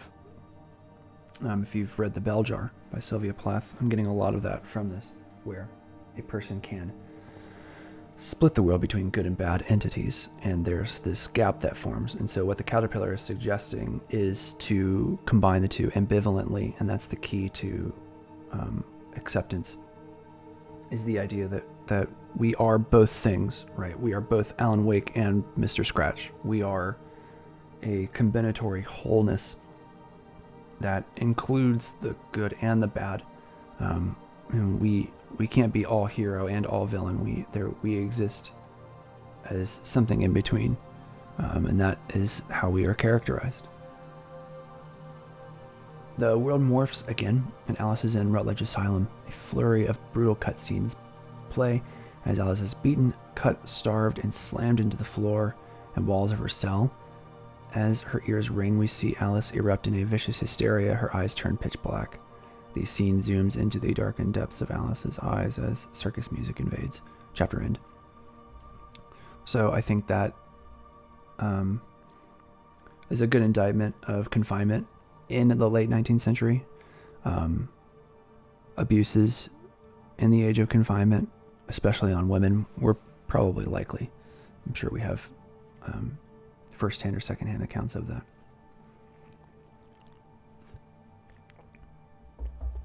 We're still in the denial realm for 1.2. The cutscene continues after Alice arrives back in the fortune teller's tent. She's alone with her rabbit. No fortune teller. Every single globe on the shelves is now in scattered, broken, useless pieces. Blood drips from these shattered orbs. Nothing holds them together. Alice, now hyperventilating, winces at the off-kilter music, pierces the air. Alice is on the verge of breaking down. She stumbles through the circus as her vision blurs. Alice now clearly states her goal to the rabbit to escape from the circus. We must get out of this mad place now. Now back in the circus and with the music at full volume, it is obvious Alice has had quite enough of the circus. Following her intuition and mind's eye, these are capitalized, so I'm assuming they're abilities. Alice walks off the predetermined path and makes her own way forwards. She holds her temples. Her ears ring. There's a lot of cool art going on. Big fan. The hysteria ability. A quick cutscene plays as Alice is pushed, prodded, shoved, and bullied by circus performers who want Alice to sing, dance, Alice. Say your lines. Not like that. No, like this. You're doing it wrong. It's your fault. I'm sure many girls and women can feel this, right? Can feel that the impossibility of the role that they're told to play. Alice is pushed to the floor and trampled by the circus performers in a scene that mimics her savage memory in the asylum. Alice closes her eyes, and when she reopens them, they are dark orbs. She screams. Hysteria mode unlocked. Gameplay area serves as the introduction of hysteria mechanic. It triggers when Alice is near death. Limited time special state. Hysteria is used as an all-out attack that can be used as a last resort in dire situations. Once it wears off, depending on how much carnage Alice has wrought, her health will regenerate, commensurate with her bloodshed. So it's a doubling down, the best defense is a good offense. We play as Alice uses the vorpal blade to slice her way through the scenery and actors, carving a bloody red swath against everything that gets in her way. Man, the art is just deliciously rich.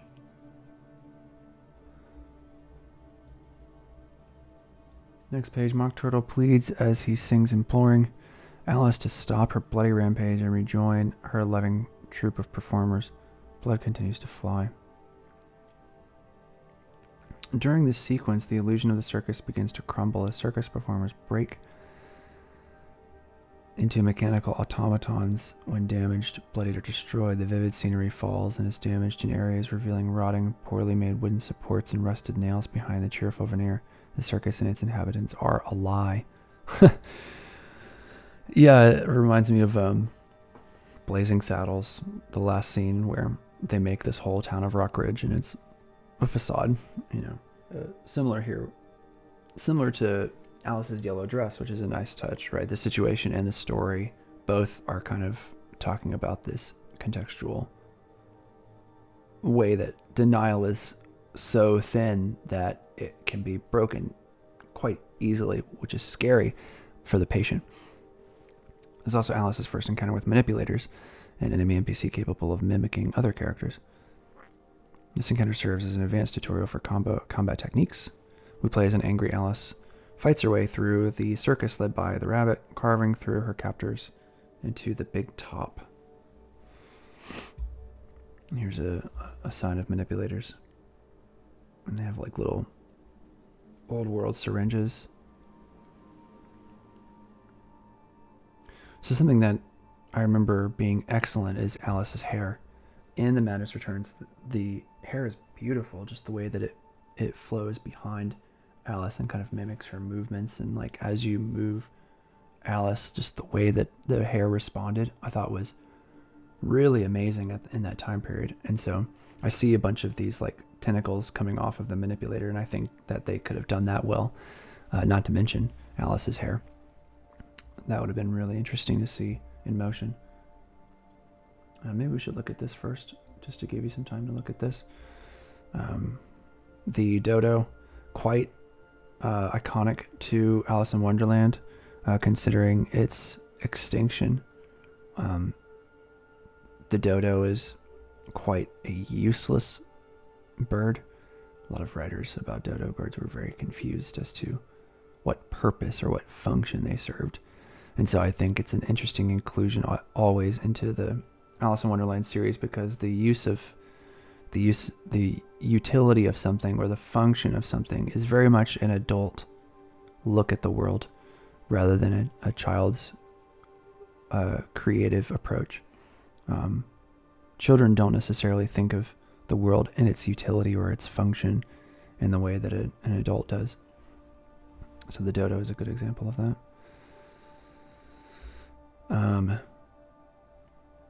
The March Hare, I believe. They're Mock Turtle. I'm not quite sure about the circus performer. I guess this is either Tweedledee or Tweedledum, I'm going to assume. And that's just a frog. There's Bill, but Bill was a lizard. There goes Bill when Alice kicks Bill in the chimney. And Bill goes up into the air.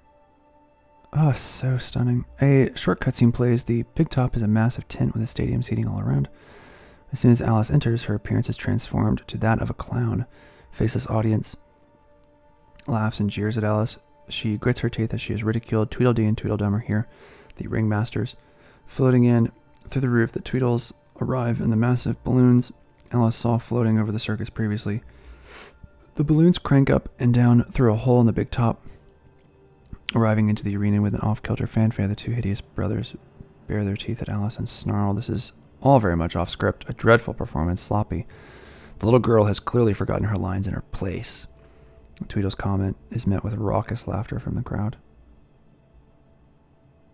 Greatest show in Wonderland.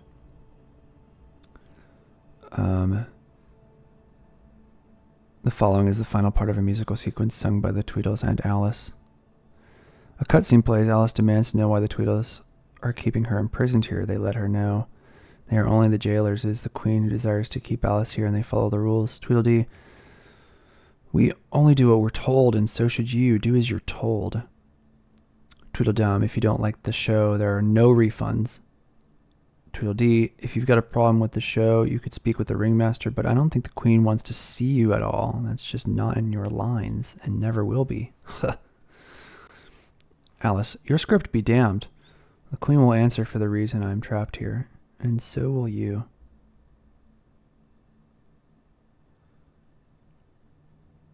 Defeat the Tweedle brothers. Hard-gated area. Okay, so a boss or like a mini boss of some type. Boss battle sequence, yep. One brother will attack Alice with bombs thrown from the balloon, and the other will attack with Alice with a whip weapon. We've seen this boss encounter before. It's a big one in Dark Souls 2. It's also one in Alan Wake 2, actually, with Thornton and Mulligan. I think this is a pretty, tried and true way to do boss encounters, is to have this forcing of multiple attentions for the player between one thing or another, so don't need to dwell on it too much. The circus performer outfit here, pretty nice, not necessarily as interesting as the denial dress. Kind of a scary or off-putting, which I kind of like. The pigtails giving off a Harley Quinn vibe, I think, and I wonder if that's intentional.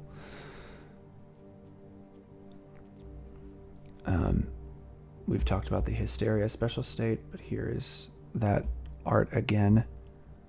I love the richness of the color and the contrast between that brilliant white and that deep red.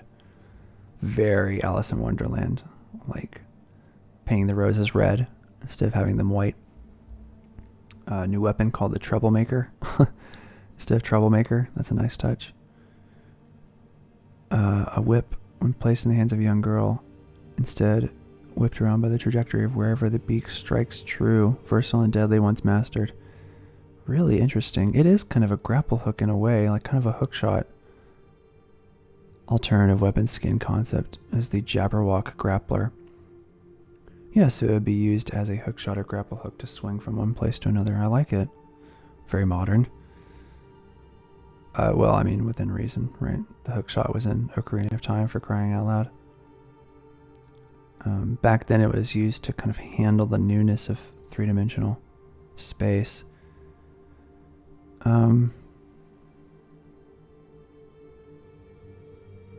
Interesting. You could pull enemies to you, or you could go to them, like Doom Eternal. We can move on. I don't want to spend too much time there. This is about story, which is the thing that, story and art and environment is what we're here for. We're still in the denial realm. Oof, I may have to break this up into multiple parts or multiple videos, because I'm running out of time already for today. The moon, still in the denial realm, storm in a teacup. A familiar lullaby, dark and ominous, sung by the moon. Quite a lot of singing, a lot of lyrics. I guess we're still in denial. Alice glides above the circus with Rabbit by her side, a moment of reflection and peace in the clouds before the coming battle. The balloon floats up through a bank of clouds and out the other side to reveal the moon directly ahead. Alice to the rabbit. We are going to see that wretched queen, but I need to take care of something else first.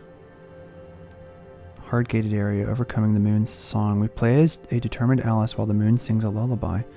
To succeed, Alice must use her vorpal blade to cut through the spell, deflecting, dodging, and attacking musical projectiles, destroying them. If Alice fails, she gradually becomes sleepier and slower. If she fails, she falls asleep, and this section must be restarted. The balloon continues towards the moon and crashes into its face, flinging Alice and Rabbit into its gaping mouth. The balloons of the Tweedles pop, deflate, and tumble gracelessly into the clouds. They welcome parties waiting, and a battle begins.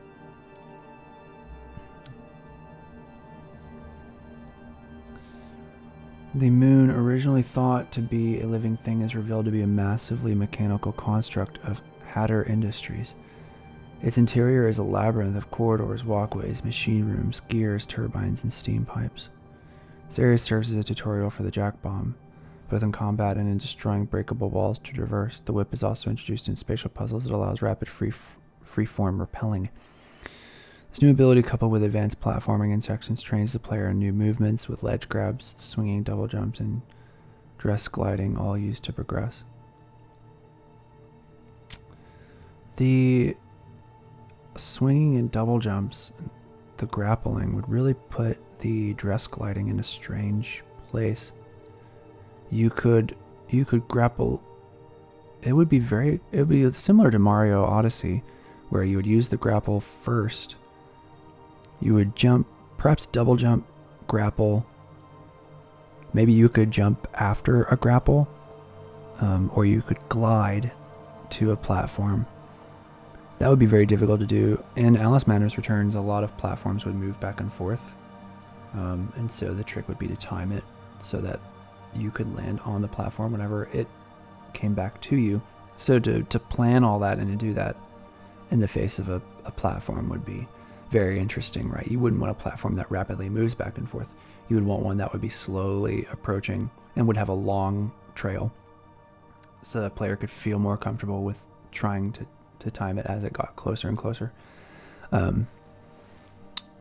Could be cool. I don't know if the Alice games really needed that intense of platforming, but if they wanted to create that richness, they could. Each time that they increase that richness, they would add a certain difficulty that would be difficult to make accessible. There are difficulty settings for combat, and that decreases the health and increases Alice's ability to create violence. But some of these platforming sections, how would you create an easy mode of those, right? Let's imagine that a player continues to fail a certain platforming section. How would a game make that accessible, right? This is something easily seen, and this is something I talked about in Dead Space, where as easy as you can make that game for its combat, there are still puzzle sections like turning on the centrifuge that is based on running and timing, and that timing window is very tight. And I can imagine that a lot of players probably resorted to a sibling, a family member, a son or daughter, somebody to get them through that section if they didn't know how to, a parent, because it is hard and it can't be alleviated. You either do it or you don't.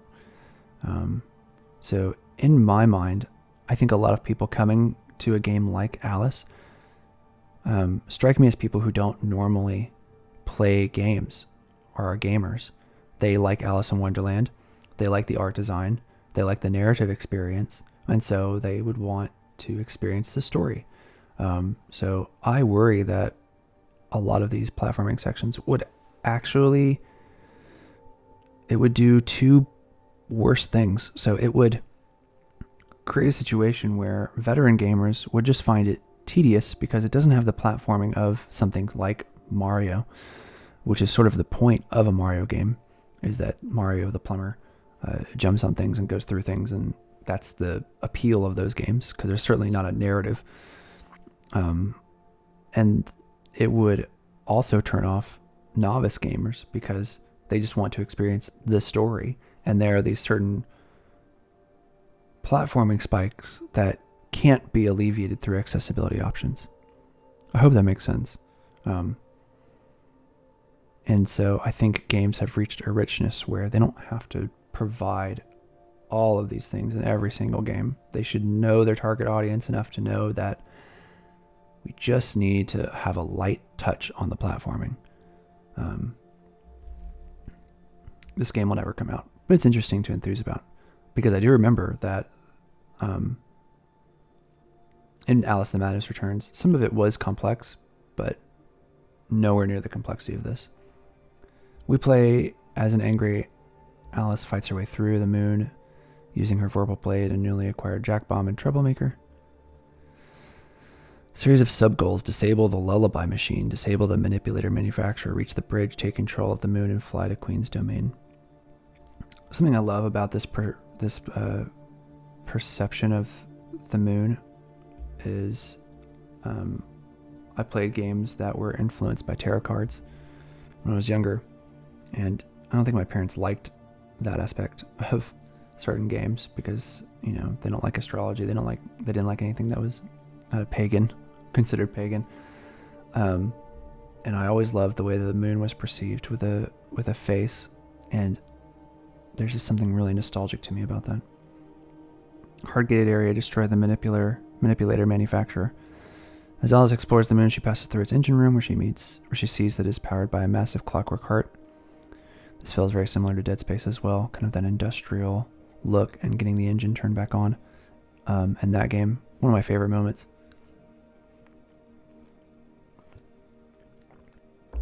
Interestingly, Dead Space also has a theme of denial in its narrative. She battles a steady stream of manipulators as she works her way towards them and destroys their source. Surprisingly, the Mock Turtle is here. As you do. Let's get this over to the other side so you can see the art. And he explains that Alice's false reality is better because she'll never run out of friends to play with. No one ever has to age or die or fade away. Your family, Alice. They were all hopelessly burnt to a crisp. Why not just replace them? We can build a new family, new friends. Forever. Everything here is simulated to keep you stimulated. Where's the wrong in that? Alice, this is all a lie, Turtle. False comforts cannot soothe real anguish. For some people it does. In fact, I would argue that quite a lot of video games are designed for that very purpose, and so people play games their whole lives and deny. The truth in my being here can only be found with the Queen, and you're standing in my way. Have they talked about the Queen extensively? That seems to come out of nowhere. How does she know that the problem lies with the mother? With the bad breast, a bad mother. So in Through the Looking Glass and with Alice in Wonderland, there's the White Queen and there's the Red Queen. There's the good mother and the bad mother. Finding through more rooms and platforming sections within the mechanical structure of the moon, Alice reaches the bridge of the moon. Alice once again encounters the Mock Turtle. As Alice pieces together a chart to reach the Queen's domain, Mock Turtle continues to beg that she abandons her insane mission and return to the circus. What follows is a puzzle sequence where Alice collects chart elements from around the bridge and brings them together, forming a route to Queen's domain. It's a puzzle section. As the last piece of the route is inserted, and the moon turns towards Queen's domain, Mock Turtle's voice becomes an angry roar. He transforms into a manipulator boss, revealing his true form and presenting Alice with another obstacle to overcome. The Mock Turtle is a Chad of an enemy. We're going to skip the gameplay elements and we're going to go straight to the narrative. It's me, Alice, your only friend. I'm telling you, you'll never make it. You're too small. You can't survive out there. You're too weak. No one wants you. No one else loves you. Alice, as you said, this time my show is starting. We must not be late. We play as Alice destroys the Mock Turtle. Mock Turtle's death causes a massive explosion that sets the bridge on fire and sends the moon hurtling towards the ground. It crashes in a cataclysmic series of impacts, ripping through a strange forest of tall green trees. Alice is flung from the bridge and sent tumbling through the air. Rabbit grasps tightly to her chest. But before she can smash into the ground to her death, she begins to grow larger and larger until she's sitting on a lawn of lush green grass. A placid, glazed-eyed mock turtle swims lazily in a tiny pond by Alice's side. On the back of his shell resides a minuscule circus. Where's the Cheshire Cat? I'm wondering, like, Alice has kind of already entered into a fantasy psychotic realm. It's interesting that we haven't met the Cheshire Cat yet. Alice, all the drama and violence of the circus was nothing more than a flea show on the back of a turtle in that pond. Yet while I was in there, it seemed more serious than death. Tiny smoking pile of bits and rubble lays on the ground next to her, the remains of the moon. Within a tiny clockwork heart still beats. The sound fades as her focus narrows on the device. She picks it up, inspects it, and hands it to her rabbit. Indeed, large or troublesome things certainly become smaller when you change your view. I guess it's all a matter of perspective, Rabbit. You take this as a keepsake to celebrate our escape. Rabbit nods his head in approval. Alice offers him the tiny heart with a smile. He ponders the tiny heart, looks to the pond, then places the heart in his pocket. This is the heart, a mysterious collectible whose function is not yet revealed to the player. Alice stands up, brushes off her petticoat, and now is free of the greatest show. A massive forest and a gigantic, ominous, blood-red castle looms in the distance.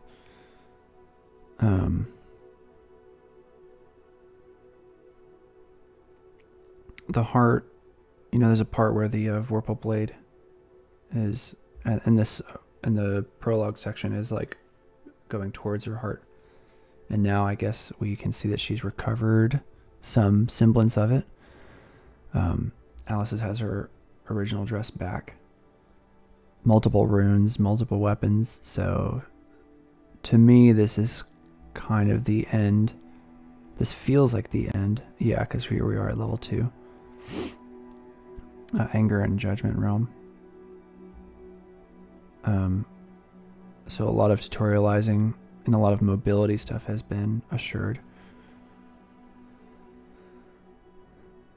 Heart is a key item and is integral to the plot of Alice Asylum, while the purpose is initially shrouded in mystery to the player.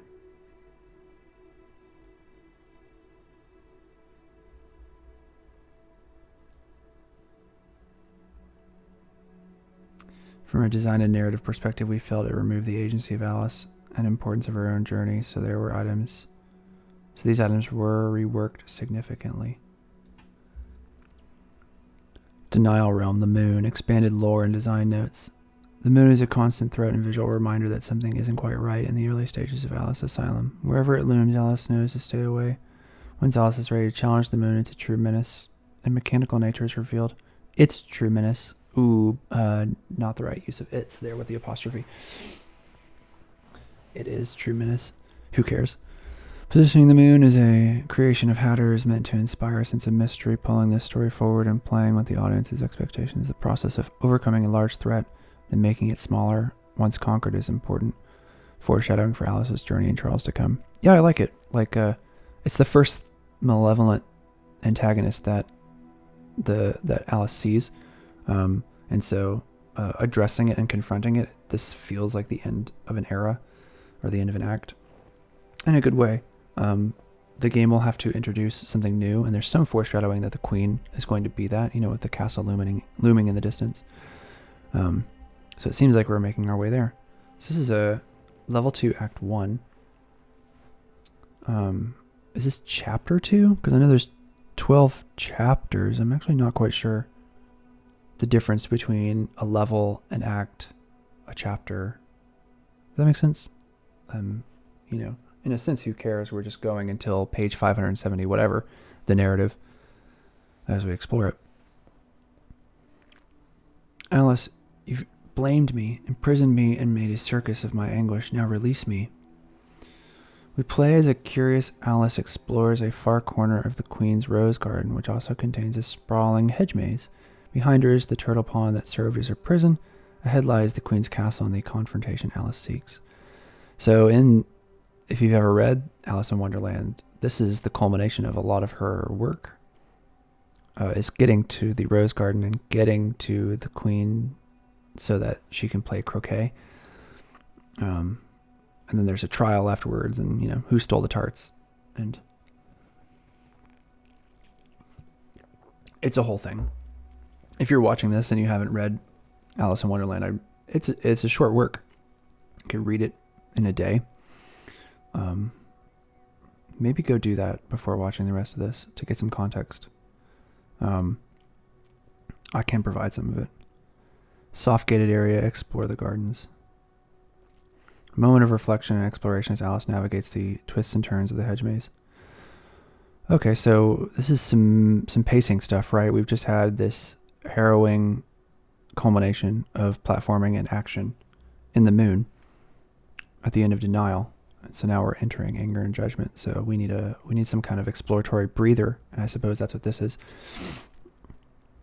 Wow, just the art is so richly detailed and so beautiful, and concept art, there's so much of it. As Alice wanders along, she witnesses a scene where card guards encounter a shadowy figure, the same from the mirror. The shadow briefly appears surrounded by guards. This time the shadow's appearance is now distinctly more human, but still utterly broken and outwardly jagged. The shadow speaks, delightful. You've started to carve your own path. Remarkable what can be achieved when you're pointing a blade at the heart of your troubles. Interesting. So they've remarked upon it. The glass that comes in, she grabs it, and then she just recovered the heart. So there is something thematically at work there. Before Alice can reply, the shadow locks its withered eyes with Alice, smiles, and then disappears in the plume of shadows. The shadow leaves behind a writhing mass of black tentacles, the chaos, which attacks and then consumes the card guards. The massive dark embering flesh begins intruding through the hedge maze walls. The sequence serves to introduce the game's primary enemy character, the chaos, and its infliction on NPCs in the game. Alice watches as card guards are damaged by contact with the chaos and transformed by stages into chaos creatures. Chaos creatures are hijacked NPCs that readily attack Alice and any other NPCs in a frenzy. So yeah, it's the interpretation, this like darker interpretation of Alice in Wonderland. Alice is the story, the book story is a children's tale, and so it's quite whimsical, and it can be violent. The Red Queen says "off with her head," which we find delightful as children, but I don't think it enters into this disturbing darkness quite like this. And so clearly this is an adaptation or an interpretation of the work, and it's made explicit in the game where this chaos is infecting the Alice in Wonderland intellectual property. It's creating something malformed and new, but also psychotic. Some beautiful tentacle stuff here. Alice fighting using the pink flamingo croquet mallet, which I'm not sure it has been addressed that she has gotten that. Maybe it comes up here. Chaos spawn variants. We have a combat encounter here. We have some enemies described here. I'm surprised that this is here. I wonder why this couldn't have been wow, this is really neat though. So much work in animation, because it uses RNG to determine the shape and attack patterns for each of the body parts and mutations. Oh, that'd be so much work. Why wasn't that put in an appendix, right? This is sort of the story. I don't know where to put that stuff, you know what I'm saying? Okay. We play as a fierce Alice battles against chaos creatures and assists the card guards. Alice and the card guards fight in these sections alongside each other. Interesting. Alice will be assisted and saved at times by the card guards. She too, if she chooses, will save some of them along the way. Alice makes her way through the hedge maze to the Fortress of Sorrow, a structure featuring a large crying Alice statue overlooking the hedge maze. Straight out of Alice Madness Returns. It's a great shot. As Alice approaches, the gruff sound of horses is heard. She approaches a clearing in the hedges where a collection of hobby horses are arranged in glass cases. They are in neat rows separated by perfectly trimmed rose bushes. Hobby horse is such an atavistic or throwback toy. Do hobby horses exist anymore? There's something weirdly comforting about them, I guess. Alice stops to admire the display of weapons. The hobby horses press up against the glass, matching her gaze. They are trapped behind the glass. It is here that Alice catches fleeting glimpses of the nave, Rustling from beyond the hedge bushes, an oddly proportioned child appears. He is dressed regally like one of the queen's court, but his attire is where his cohesions end. His features are a mismatched quilt work of flesh. Oh God. Medical apparatus seals in his brains, held in place by crude stitches across his temples. His eyes tilt back, loose in their sockets.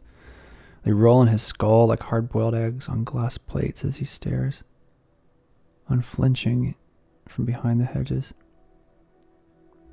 Hard-boiled eggs on glass plates. What an image.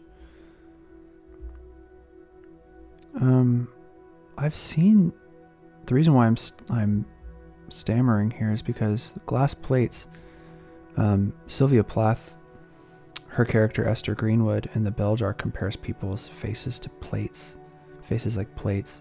To me has always been an indication of prognosia, which is the inability to see people's faces. I think that was the name of the condition.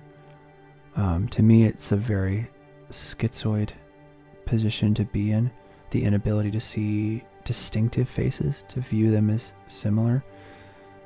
I could be wrong. Once again, not a therapist, not a clinician. Soft-gated area we plays Alice follows his insane giggling. A short game of hide-and-seek follows. Alice will locate the sounds of his stifled laughter, eventually cornering him. Alice, there's no point in hiding. I can see. There's show yourself. The knave. There's always a point in hiding when someone dangerous is seeking. You may not believe me, but I have seen you here before. A cinematic cutscene plays as Alice navigates her way through an unsettling conversation with the knave. Alice, you lie. I've never been here before. The knave. I do lie, as do we all. The knave. But I also tell the truth. A rarity in these parts indeed. I've seen you in my dreams, Alice, enacting this very scene time and time again, and I arrive here to warn you. Something is different this time. These creatures are new. And that blade you carry, too. So much new, so much you. That's clearly not true. She used the Vorpal blade in the previous game. The knave. Although I don't think the knave was in the previous game. I would tell you to return to the circus, but... Alice, I know the circus for what it truly is. There's no going back to those lies. I would sooner face the queen than to be ridiculed or imprisoned again. The knave. Yes, yes, I know. Continues on the next page. Whoop.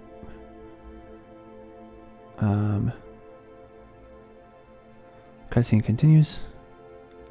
Takes a dark turn in the conversation. The knave. Detached state of tone, and at this point this is strange because I know it all so well. I would tell you of the torture she'll inflict on you, on us, if she learns you've escaped. I should implore you to return, but this is also predictable. Odds are never in your favor. Why bother? Alice, inflict torture on me? That's why I'd bother. Besides, I'd like to see her try. The knave. You may hold that blade in your hand, Alice, but I can tell it isn't truly yours, not yet.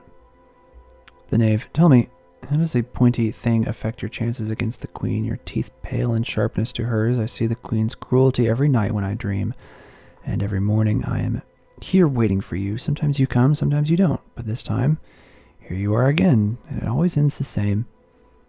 Alice, the same? What do you know of same? I've lived an eternity of same already.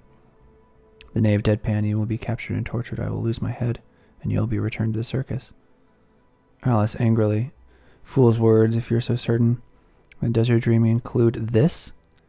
Alice hurls her blade at the knave, lashing out. He dodges the blade as it flies past him. I smash up glasses heard behind him. The blade careens into the hobby case, shattering it utterly. Alice's blade is returned to her by an ecstatic, freed hobby horse. Alice grabs its reins, capable of destroying defenses and shattering enemies. His clobbering, ungainly melee weapon has devastating impact up close. Useful against shielded and guarding enemies, it can be used in combo mix-ups, employing heavy blows on Alice's foes.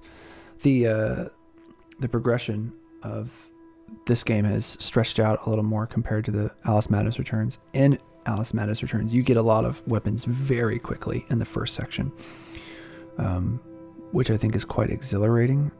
But then there's kind of a plateauing really quickly in the middle of the game, which I think is what gives the feeling of its longness, of its protractedness, the game taking too long to complete.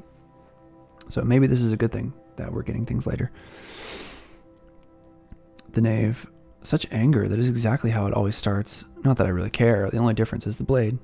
Something always breaks when it comes to you. But you don't get much further. Alice, I don't like your tone. The knave, but you will. Let's save some time and some injury, shall we? As always, I, after some prodding, tell you that you can proceed directly to the Queen's castle through her gardens. Except... The knave, it was all destroyed just as I arrived here. Floating nebula of rocks, hedges, rose bushes. This is very much like Alice Madness Returns. To a T. It was all destroyed when I arrived here. Now I tell you, the only way to the Queen's castle is through judgment. That's suicide for someone like you. Alice, someone like me. The knave, judgment deserves those heavy with guilt, and you are drowning in it. Alice, to her rabbit, lies peppered with nonsense. If he doesn't fancy my odds, I'll take matters into my own hands. The hobby horse brays with approval. We play as Alice navigates the broken structures and floating islands that hang in the space of what was once the whole of Queensland. Her destination is the courthouse, the Sea of Judgment. The fragmenting of this space may be a manifestation of Alice's psyche. Things fragmented and split like this. Very schizoid. Very schizophrenic thing where meaning is difficult to solidify. Things slip between one another. I don't know if that's intentional. Queen's Domain.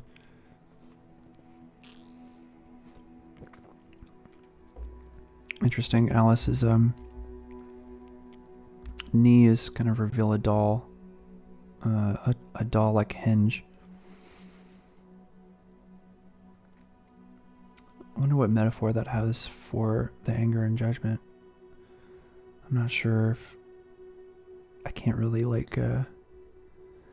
Alice's ferocity is contained within the innocence of a childish vessel, not yet ready to comprehend, process, or overcome her own rage.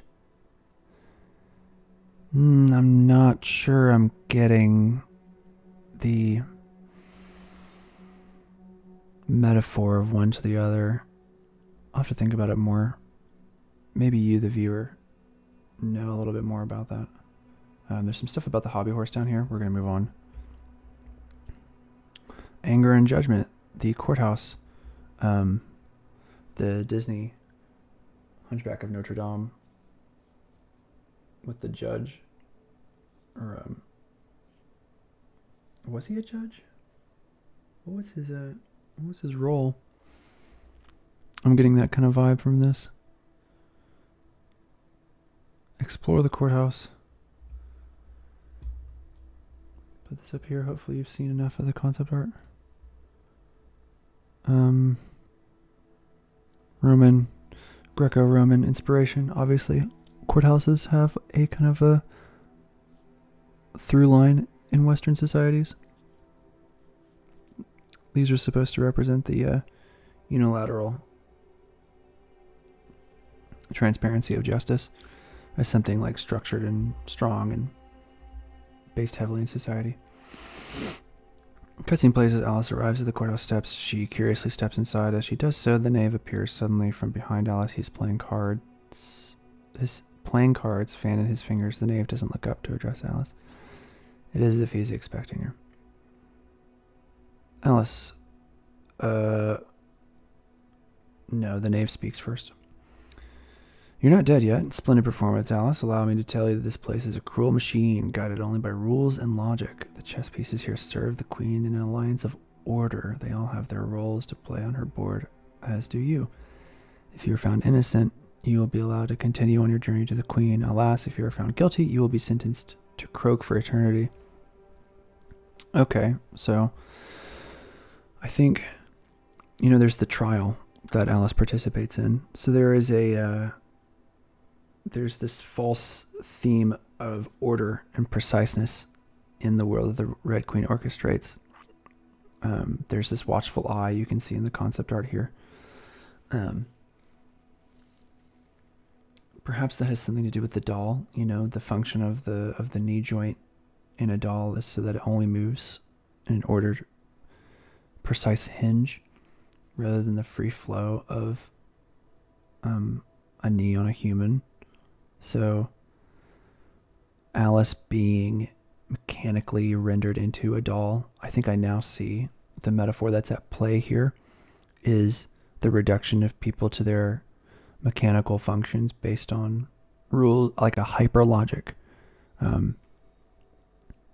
which can come out of someone who is in psychosis. They have this incredible series of hallucinations and delusions, but they're all based on a kind of logic of its own that makes sense for the person, even though to us it does not make sense. There's a lack of insight from the patient. Alice, so you've said the laws should be impartial and fair. I'll take my chances. I know I'm not guilty of anything. I'm only here for the truth. The Knave. Guilt, innocence, truth, lies. Isn't it all just a matter of who's swinging the gavel? Power decides innocence, not the truth, Alice. Besides, your guilt is painted on your back like a picket sign. I would say that's very much a theme of our time, is the difference between justice and power, and the use of rhetoric, especially with the rise of social media, the use of argumentation as a way to push certain truths and pull at others, if that makes sense. So I think it's quite a prescient theme. We'll see about that. I'm not the only one who should be watching their back. The Knave. Ho, devilishly sharp, Alice. Let's see if it works in your favor. We play as Alice enters the halls of the courthouse. The area within the courthouse is a massive world of rules and law, constantly a state of debate against itself, right and wrong, mess and order, law and disorder. Chess pieces scramble and scurry about here. Alice notices a mix of both white and red pieces, knights, peons, rooks, and bishops muttering and hopping about the court halls. As Alice is recognized, the chess pieces fall silent. They all stare.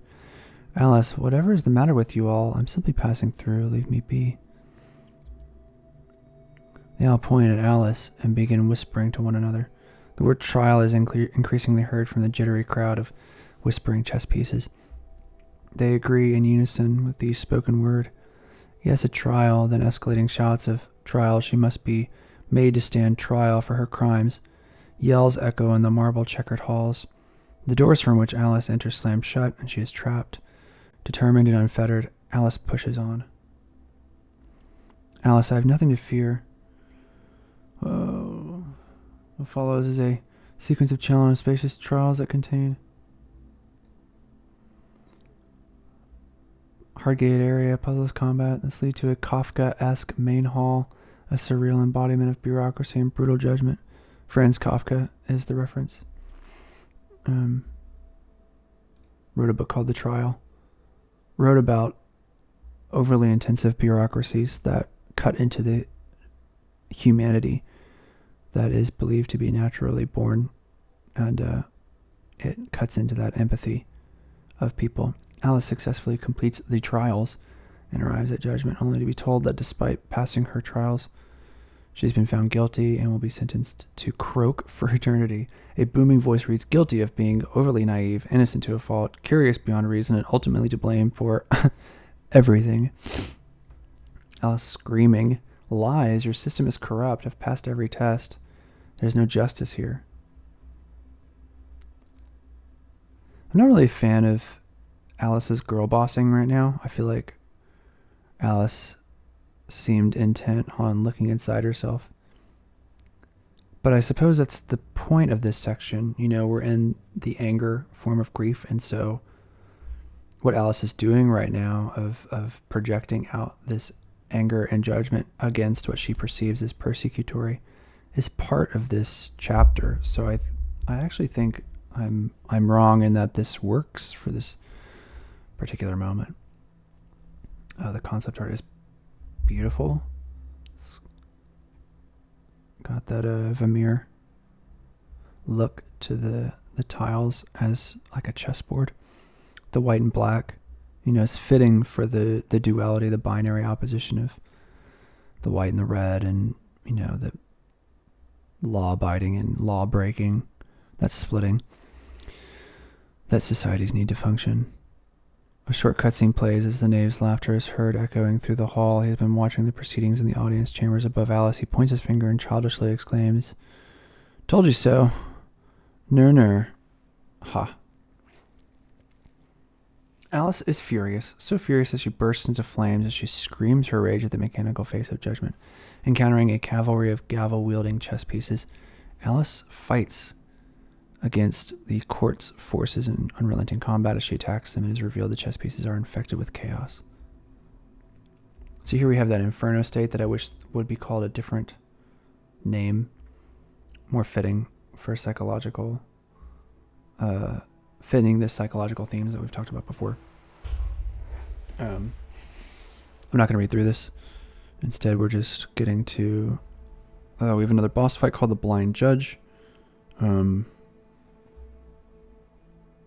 It looks really interesting. It's got a face like a vagina dentata. That was my first reaction as a scared male, I guess.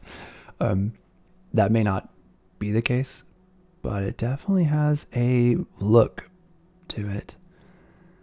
I'm just going to skip straight to after the boss fight. There's a shadow. The shadow appears again, the doppelganger of Alice. "You truly are learning, young girl. Where is the Cheshire Cat? I miss the Cheshire Cat.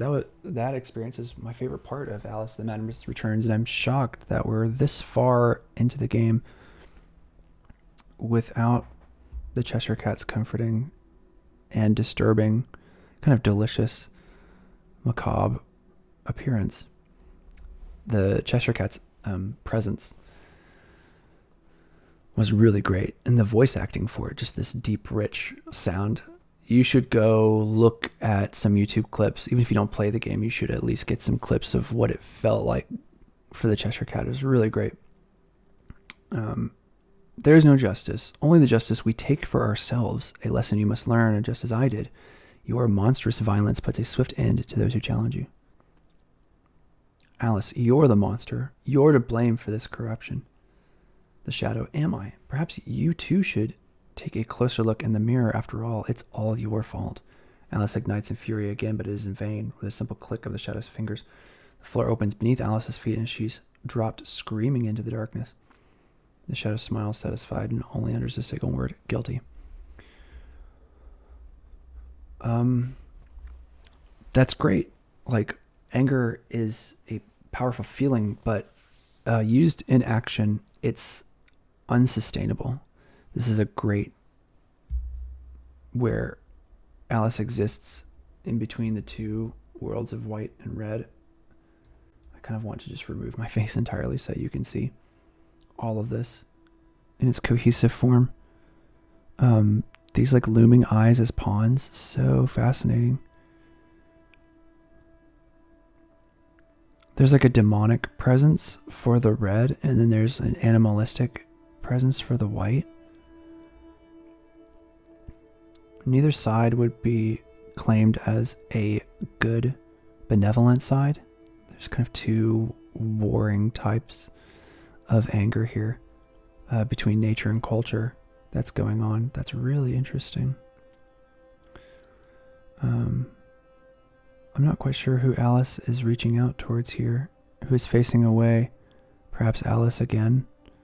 You know, there's like a Pocahontas vibe from the middle. Attempting to find restitution or reparation. It's a great artistry. Again, we have a dress that she wears. Judgment's Omen dress. It's a little tighter fitting, so it feels a little bit more functional for combat. Big fan of knee-high boots. I think those look pretty cool.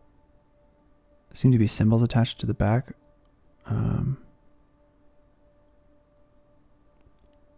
The puffed shoulders. Looks pretty great. And the duality of the white and black on either side. Very Two-Face. Moving on. We have an interlude, story intermission with the slumber. 0.3. This is our third time in the slumber. looks like we're back to the Rutledge Asylum. Oh, I'm blocking the text. I'm sorry. Let's put us down here. Alice stands on fire with rage before the caterpillar sat atop his mushroom. The scene is filled with heat and smoke. Alice burns in rage. She lashes out in frustration, destroying a mushroom and sending debris flying. Caterpillar. Anger is a mask for all other emotions. Anger is without meaning. A fire that simply burns and destroys inwards and outwards. What lies beneath anger is what matters. Alice, and what lies beneath? Caterpillar blows. Fiery smoke as the scene dissolves. Caterpillar. Truth. And there's music that you can look at. I will not, for copyright reasons yet again. Hospital 1863. Interesting. I thought that Alice in Wonderland was published 1865. Am I wrong?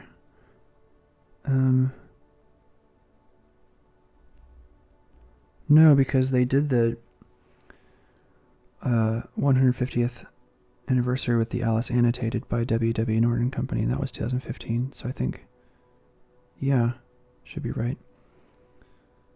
The scene is presented in a dreamlike style of muted colors and uncertain lines. Alice's avatar is solid and normal, wearing her nightgown, while the characters in the scene are presented as transparent specters, not solid, unable to interact with, cannot touch or be touched by Alice.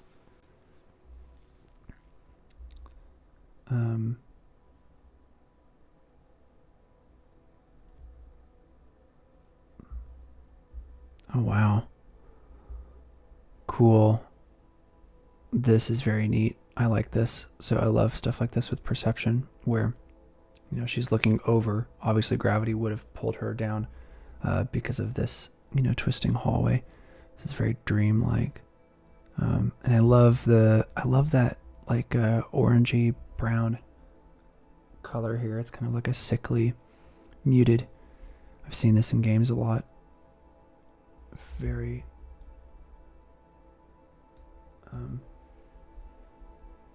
very cool. We play as Alice, has an outer body experience. Outer body. I thought it was an out of body experience, an OBE.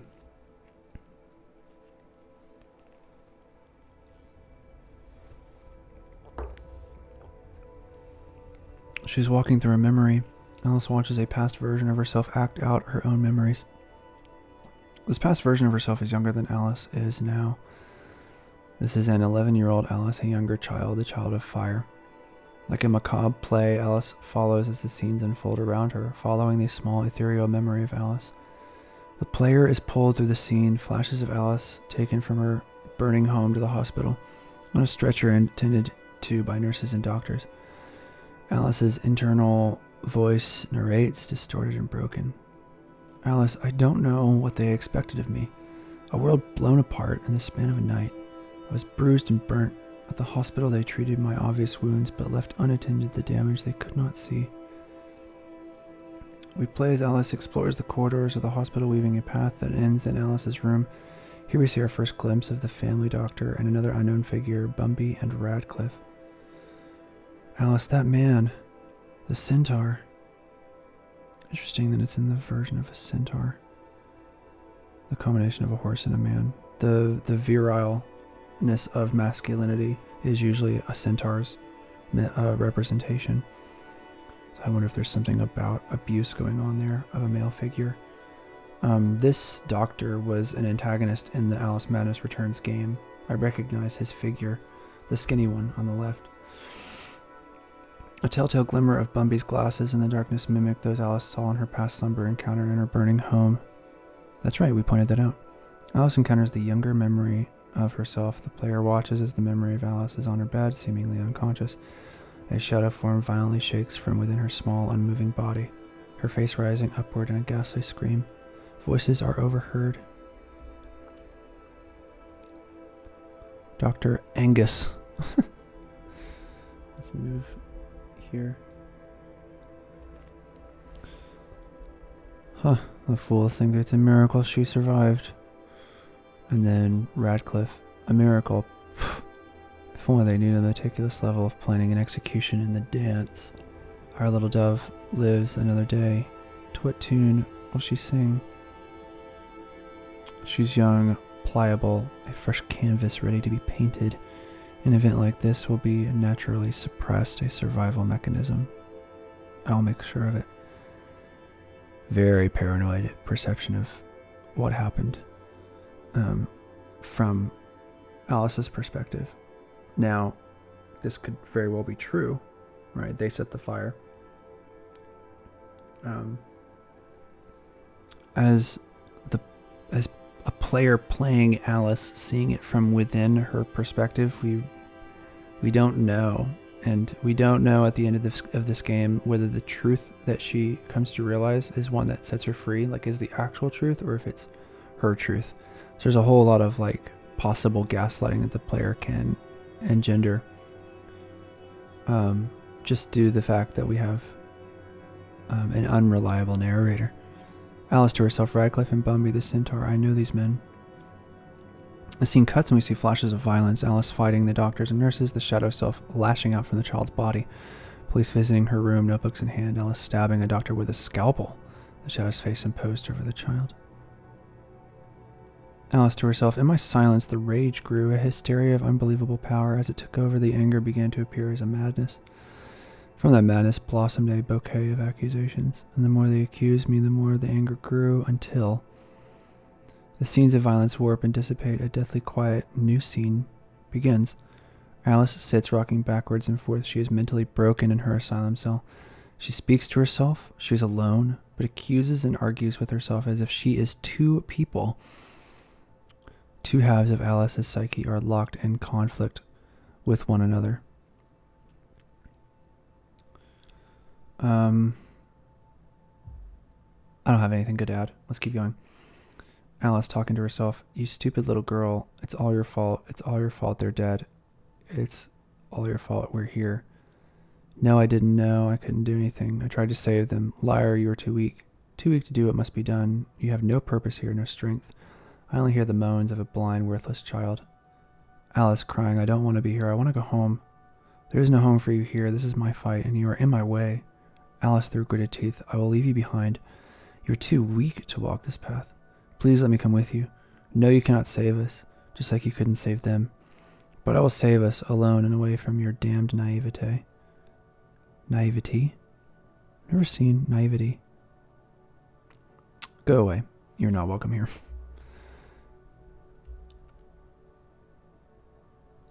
Alice's eyes darken.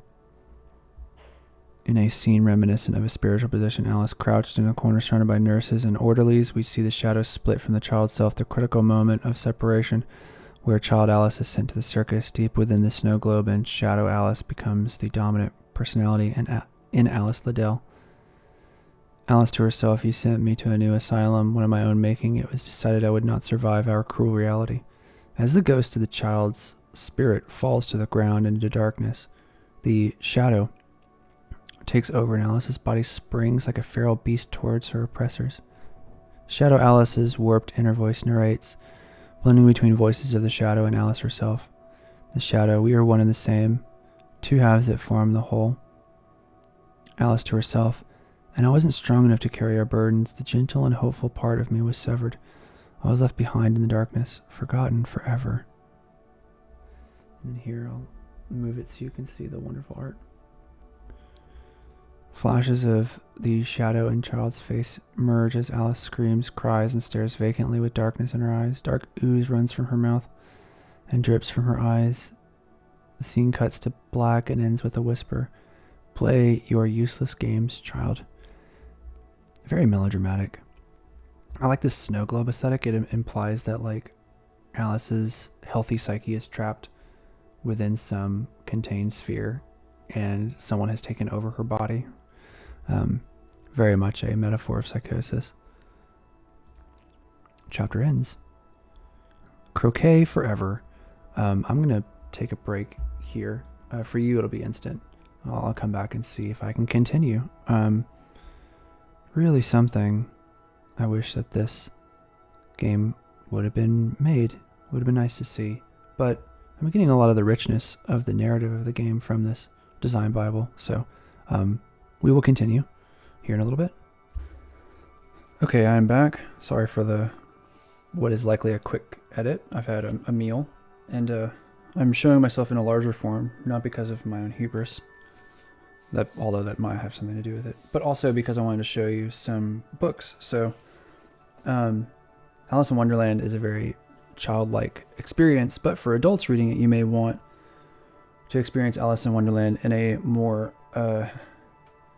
adult centered format. And so there are a couple of books I wanted to show you in case if you're interested in buying them. First and foremost is the Alice annotated edition. So this is published by W.W. Norton and Company. They do a lot of annotated editions of books, and so this is the 150th anniversary deluxe edition. This contains Alice in Wonderland and Through the Looking Glass. And it has the way that it's structured. The reason why the book is so large is because it does multiple things. So here's an example of a page where it's got, images. I have it in black and white, obviously, so you're not going to get the full experience here. But you've got text, you've got illustrations, then you have annotations off to the side on the outer edges. And there's also some extras in here, some introductions, some stuff about Lewis Carroll's. Some epistolary correspondence, I think and then there's some shorter stories. And I think this is great. Like for anyone who wants a more literary approach to Alice in Wonderland, I think this is the key adult text. I wouldn't say necessarily this would be a good edition for children. There are much better editions for children. And that's kind of the whole point of why I wanted to bring this up, is to give you a form factor for adults if you're interested. I've always wanted to read the Alice in Wonderland book published by Folio Society. Folio Society does a lot of great artisanal works, and the illustrations were something that I was really fascinated in, just because I'm always curious in how people artistically portray. This, of course, has the original illustrations by John Tenniel, I believe, is the original illustrator. Tenniel? I'm not sure how to pronounce his name. Hopefully somebody can correct me on that if I'm wrong. Anyway, so that's the Alice annotated.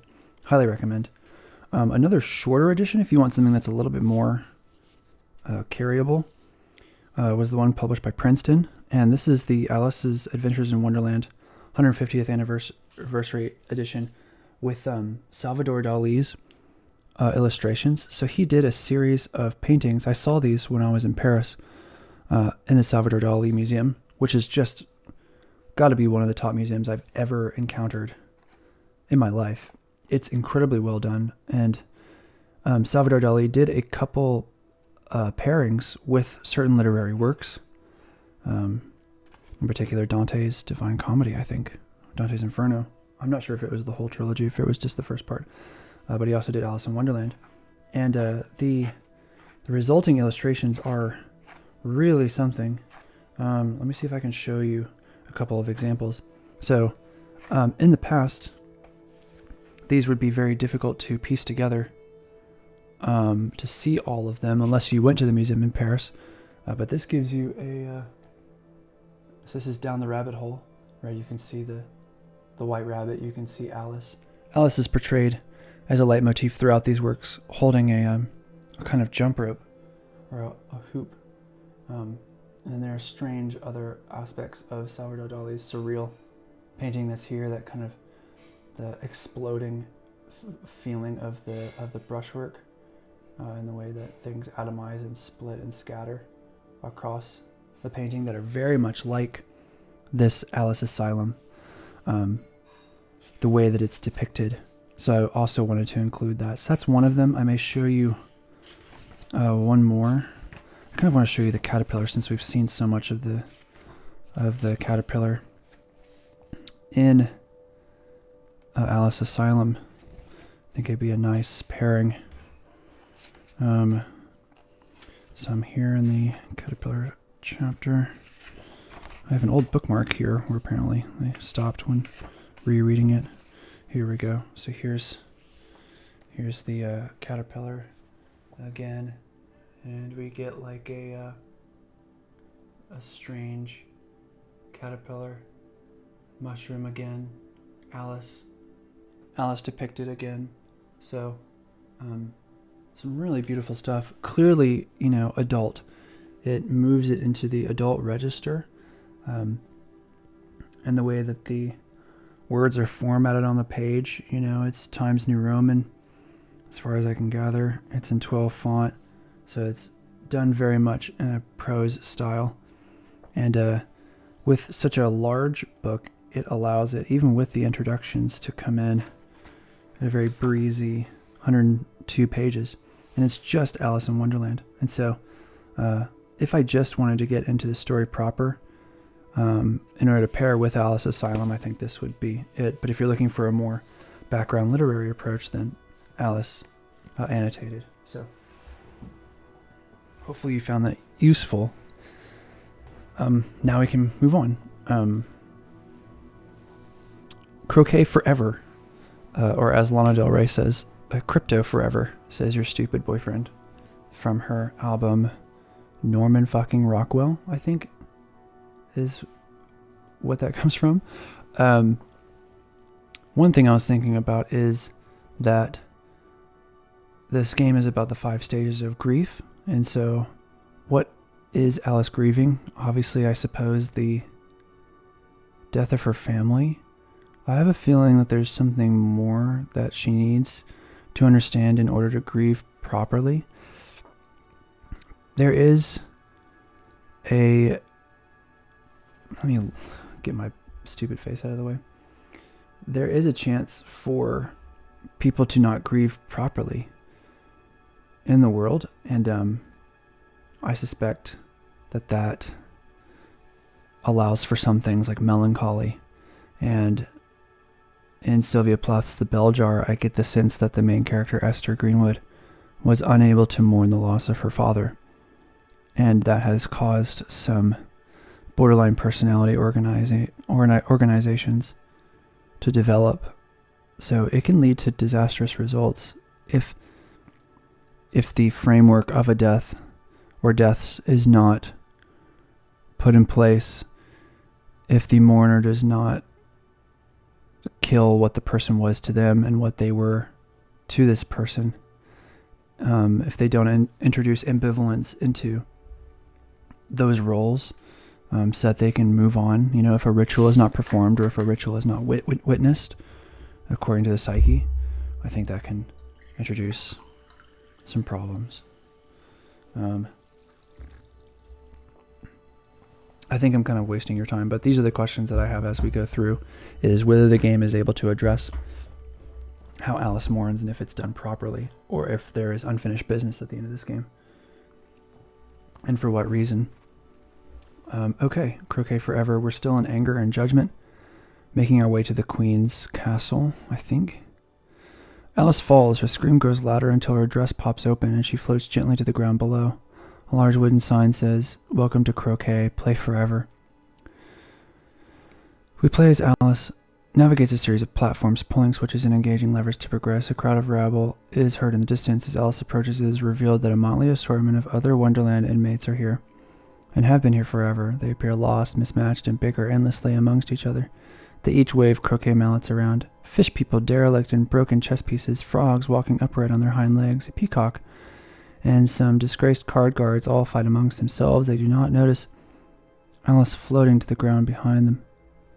I'll move this now so you can see the fullness of the concept art.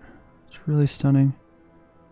This reminds me a little bit of the Halig tree in Elden Ring, with its tall architecture, with these kind of chutes and ladders looking winding paths.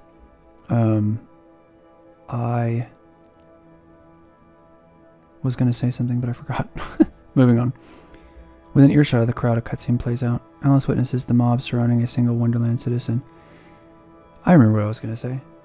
This has that Croquet Forever, and the previous one, Denial, had the circus, continuing forever. There is this fear of a lack of ending. There's no frame There's no beginning, middle, and end. There's just nothing but middle, proliferating forever. I just think that's interesting. I don't think I have anything to add, and I don't have an explanation for why that's in there, but that repetition is interesting. A fish person, complete in top hat and smart yet worn attire, begs for mercy from the crowd. The crowd surrounding him is in an uproar. They scream at and prod him with their mallets, a raucous symphony of angry accusations of "you lost, you know the rules, punish him, last place." He has no replies and instead only cowers under the accusations, nervously fidgeting with his top hat. Now in his flippers, his large eyes dart about. As he eyes an escape, there is none. As Alice approaches, she can only watch in horror as the fish person is quickly picked up, held in the air and bent in half by a burly rook chess piece. Oh my god. As the fish person's spine snaps, the crowd cheers his flippers. This is like Gladiator. Head and feet are wedged into the ground, forming a fresh new croquet wicket on the course. On closer inspection, all wickets on the course are formed by corpses of former players. A multitude of Wonderland citizens of all shapes and sizes litter the course in varying states of decay. The players cheer again and assume their starting position. Alice stands dumbstruck. No time to explain. The match is starting. We play as Alice is handed a croquet mallet and told to get to her starting place. With no one in charge, the motley crew operate with the miserable precision of performers who have completed the same routine beyond count. The players eye Alice suspiciously as she rolls the mallet in her hands. Range tactical combat weapon prone to shockingly violent episodes. Hit stun. Oh, okay, so you use it to stun enemies. I'm sure it's sort of a context sensitive weapon. We can move on. Day turns into evening, it looks like. I can move this back over here perhaps. Alice, I don't want to play these games anymore, but if I must, I'll play by my own rules. With no clear way forward, Alice must play. We play as Alice engages in an epic game of croquet played across a landscape of floating islands. This game mixes some of the traditional rules with elements of racing, combat, and surreal nonsense. Kind of a scripted event here, it looks like. It's broken into chapters that increase in difficulty from tutorial to final test, giving Alice a chance to improve her abilities before progressing to more challenging sections. It's explained to Alice that no one ever wins this game because the other players are always offered a chance to thwart the success or escape of their fellow inmates. If they would work together, they might escape one by one, but no one is ever willing to let that happen. Oh, so it is like Gladiator. We stay together, we survive. I'm not sure if that was intentional, but here we are. Blah, blah, blah. I'm going to move on to Alice, the Alice dialogue here. As Alice retrieves the pardon, she begins floating upwards back toward the familiar sky of the Queen's domain. As she looks down to the other players, Alice calls out, "You're all hopeless. If you opened your eyes and worked together, you could escape this terrible place too." The other contestants of the game simply look up, pause, and resume smacking one another. They squabble until they are consumed by chaos. Alice shakes her head and focuses on her own path. Alice, not everyone can be saved, but you'll do nicely. Alice holds on to the hand of a rabbit and looks down at him. The rabbit squirms excitedly in approval as Alice studies her resolve, gazing at the sky. What a bizarre section. Chapter summary. Not a lot of story there, more just trying to get a sense of this setting. Croquet is an Alice in Wonderland pretty heavily, so it's nice that it's here.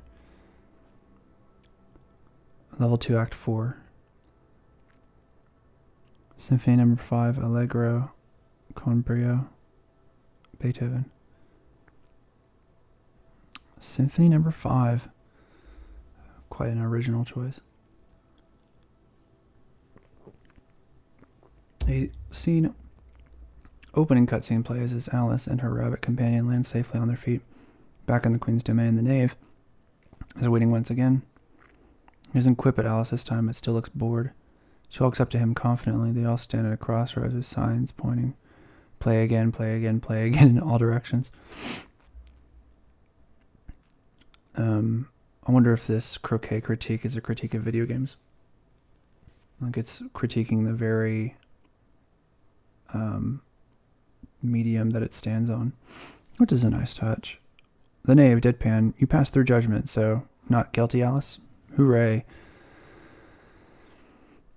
Stares and nonchalantly throws a half-hearted wad of confetti about along with a few loose cards. Alice, it's clear one can be guilty of many things and yet still walk about freely. Am I to believe there's no justice except that which we make for ourselves, or that we simply make excuses for ourselves, perhaps? The knave, don't flatter yourself, it's rare, but we've had this discussion before. And it still bores me. Whatever answer you deem sufficient, it will not matter to the queen. She's powerful, simply too powerful. The knave, besides the judgment of the court and the action of her fury are no more bound together than your head to your body when she wishes it removed. You don't have to go back to the circus, but at least don't continue on this path anymore. The path is impossible. Please, it's madness. Alice, impossibility and your interpretation of madness be damned. I'd rather live in my own delusions than in a cage. That's a very Satan response from Paradise Lost. Better to reign in hell than serve in heaven. When you have a goal in mind, any direction is better than none. And besides, I have a guide. He seems far more useful than you. We play as a victorious Alice follows the rabbit and navigates her way towards the Queen's castle. Across a series of broken islands filled with despondent card guards and a constant threat of chaos creatures, Alice hops, floats, climbs, and battles until the Queen's castle is in view.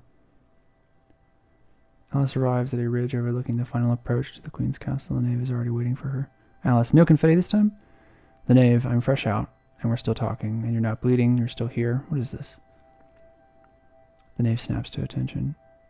The knave, Alice, something is different. The way forward is a battleground. The Queen's forces are under attack from all sides. The court of judgment itself is corrupted, and now wages war against the Queen. Even if it were wise to see the Queen, you cannot make it across this impossible obstacle, Alice. Darkness is everywhere. Look at it.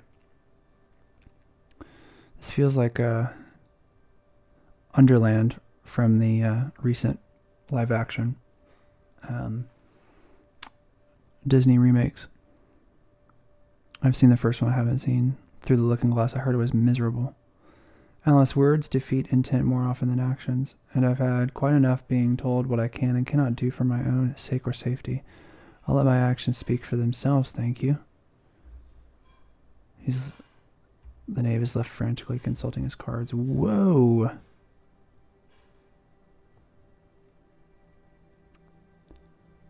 Combat arena. Fight to the castle gate. We play as a determined Alice follows the rabbit doll through a series of floating islands containing chunks of hedges, trenches, wrecked walls, and toppled towers. An epic battle rages between the Queen's forces and chaos creatures with a large representation of corrupted chess pieces among their ranks.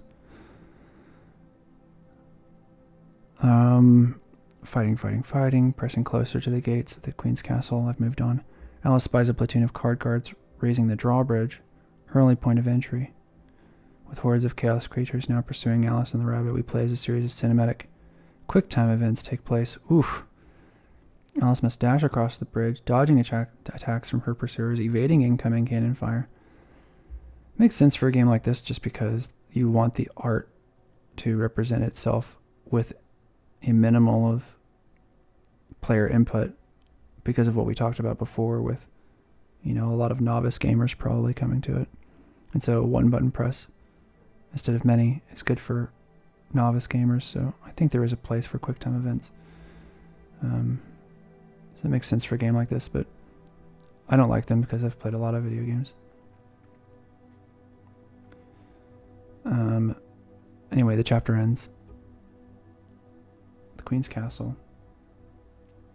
Move myself out of the way so you can see it in its concept art glory. Getting Beauty and the Beast vibes from the Gothic castle from its design. It's quite stunning. Asymmetry of it. The gate. Man, it looks so good. Explore the Queen's castle. She can't be far away. The echo of cannon fire dims as Alice wanders the monolithic marble corridors of the Queen's castle. Hordes of gravely injured or slaughtered card cards. Here they didn't they didn't put the G here, so it just says cards. There is a G here, so too funny. Blood is everywhere. Alice's cavalier attitude is tempered as she witnesses the realities of unbridled chaos. Kneeling down beside the dying card guard, Alice speaks. Alice, such despair, such suffering, for what? A little bit of War and Peace here. A little Tolstoy look at war. Chaos cannot be allowed to rule Alice. It's outside, seeping in. Alice, the card guard grips Alice's arm, pulling her closer. Once chaos reigns inside our own walls, Alice, all is lost. Continuation of the trend that anger obliterates. It looks like we have a deep, fearsome bellow is heard echoing through the halls, followed by more screams. The card guard's eyes widen in fear as he succumbs. We're all too late. Leaving the dead guards, we play as Alice explores the labyrinthine halls inside the Queen's castle. Regal cloth of blood, red drapes from the ceiling, tattered and swaying in the breeze. Alice's footsteps clack across the marble floors, encountering locked doors. Alice will need to locate the correct keys in order to progress. I would love to play an Alice in Wonderland inspired Demon Souls. That would really be something. It's kind of what this feels like, with a little bit more mobility, perhaps. The Executioner. I'm going to skip this entirely. But you should see the concept art before we move on. This feels like a Dark Souls boss fight. For sure. Like, in a castle, in a gothic castle, with a humanoid enemy that's large with a large scythe. Like, it's all there.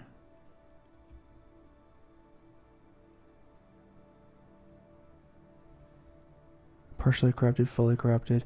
Man, so much artistic work would have to be done. A lot of these animations and enemies are really dynamic, and they change and they morph. And so just that progression would be a lot of work.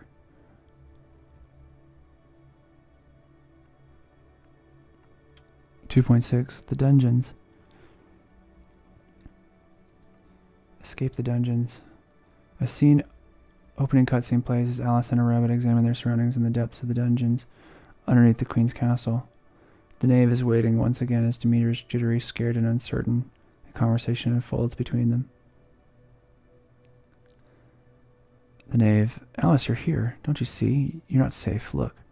The knave shows Alice cards in his hand. No matter which card he retrieves, all are death tarot cards. Tarot. The knave. The chaos has breached the walls. Continue, and soon it will breach your mind. There's no way back now. You are beyond a point of no return. Alice, I don't care what you or your cards say. I don't intend to return. I only know I'm getting further ahead. To what exactly I'm uncertain. All I know is I keep encountering chaos. Monsters. You. This would all be a lot easier if you'd just take me directly to the Queen. You obviously know the way, having met me at every turn. How do you get here? How did you get here? Tell me. The knave. We're still playing, Alice. I'm not meant to show you. All the cards I'm holding. That would be cheating. I still have my role to play. If I reveal the ending, she will take my head instead. Alice, one way or another, I will see this through, with or without your help. The knave. My help? My help comes from steering you away, Alice. That's what I was meant to do. You don't make it this far. The odds of this happening are impossible. Through the dungeons, no one knows the right way. I've only heard you must now make your way upwards to survive. Alice, it would appear after a deep fall, the only way to go is up. The knave, there are no bars keeping the prisoners here, only anger and confusion. These cells are meant for you. Alice, then who are they meant for? I feel like I enjoyed the writing a little bit more in The Madness Returns. There's a lot less of it, but it was more compact in directing. I could be wrong. It's been a while since I've played the game. I don't really feel this. These concept art designs are really odd. This feels like it was not as incentivized as others. There's like a lacking detail that this has compared to others. I don't really like. I get that these are like corrupted versions of the card guards, right? And they're kind of inanimate. There's a mechanical nature to them, similar to Alice and her doll-like design being rendered inanimate, which is something that anger can do to us and our personality.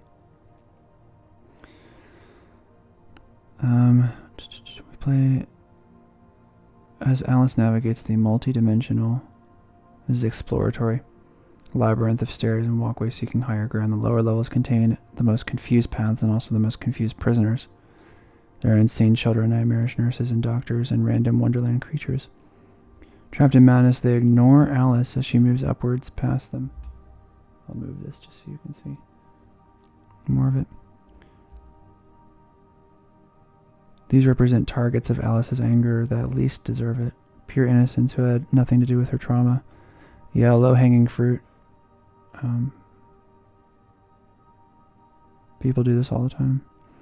Angry red light illuminates this area in shafts and pools, some static, some moving. When Alice attempts to move or fight while inside of these pools of light, the result is erratic and unpredictable. Man, that would be so difficult to code. Like, I don't know much about game design, but even I feel like that sort of contingent animation, like, that would be really great, but like, holy cow. Like, just for this section, or just for this chapter, like, a lot of it lacks a lot of the game in the way that the design Bible is approaching it. There's so much that's different between areas.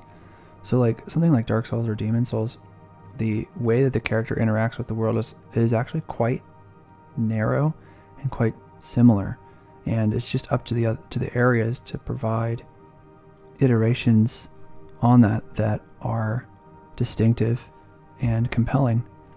Here it's like the environments are also having an effect on the character's methods for interacting with the world. And I think I haven't played an adventure game in a long time, so I know that can be a part of it.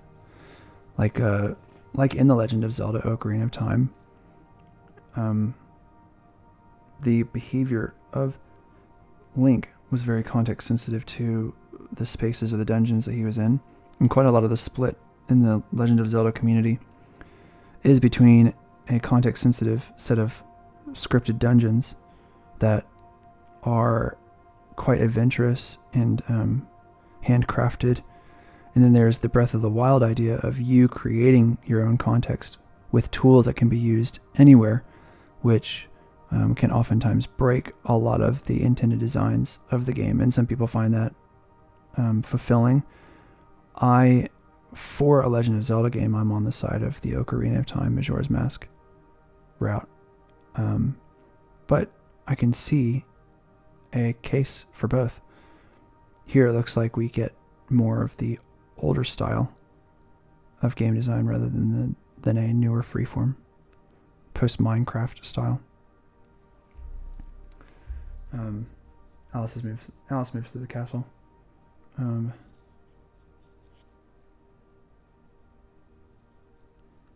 interesting concept art here. What kind of a painting is this? This is based on a very famous artist.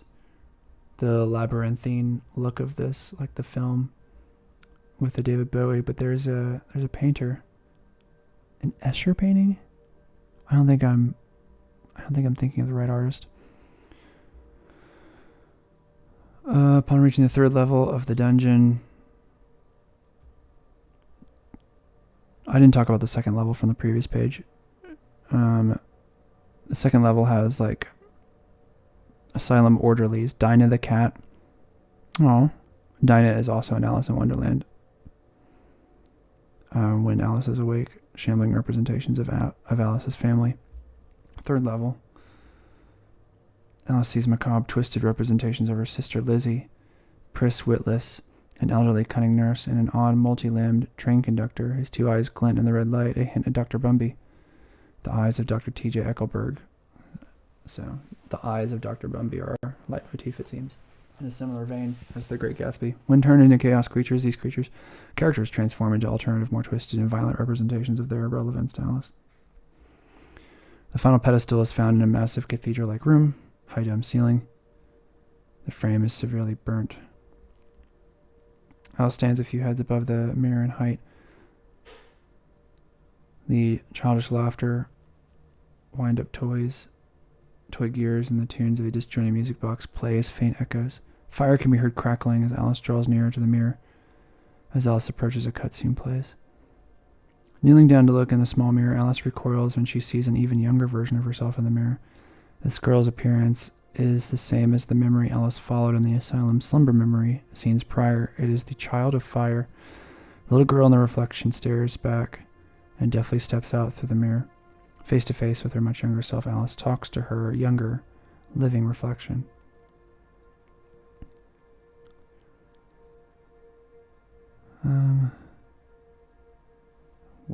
Gosh, there's no good place to put my stupid face in a way that I'm very close to just removing my face entirely. I feel like I'm doing you a disservice. Alice A, the child of fire, CF, and the shadow, TS, will engage in a conversation as a precursor to a confrontation. Okay, wow. We've got like a triumvirate of Alice representations here. Adult Alice, who are you? Why are you here? Child of fire, I'm a prisoner here like you. I've been kept here for a long time. I'm the focus of her eternal anger. So this is the childlike Alice that Alice as an adult can't reach, which we all have to some extent, right? We all have like repressions from our childhood that come out as symptoms which help define our personality. And sometimes these are stable and creative, and sometimes these can be debilitating and psychotic. Child of fire, you always blamed yourself for their deaths, even now as a part of you still does. Yeah, depressive. I'm the part of you that was there in the fire. I couldn't save them. Yeah, this is the repressed. Child of fire, she blames me. She thought it was all my fault. I couldn't save them. She's come back to find you too. Okay, yeah, the bad mother.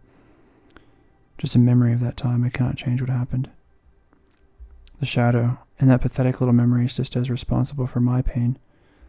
The shadow, blind leading the blind. If only you both knew how truly useless you are. Weakness.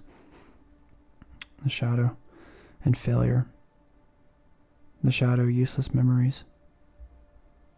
I probably should be reading these stage directions, but I'm not. Child of fire, I'm so sorry. The shadow must be purged if we are to survive. Okay, so there's two things happening simultaneously here. Useless memories must be purged if we are to survive.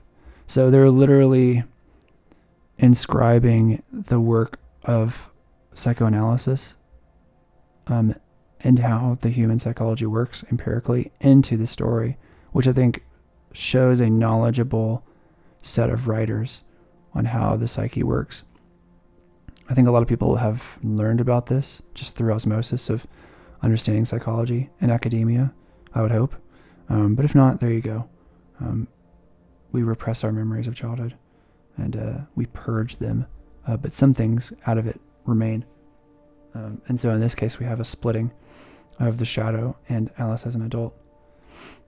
And so they're both sort of confronting this regressive childlike state.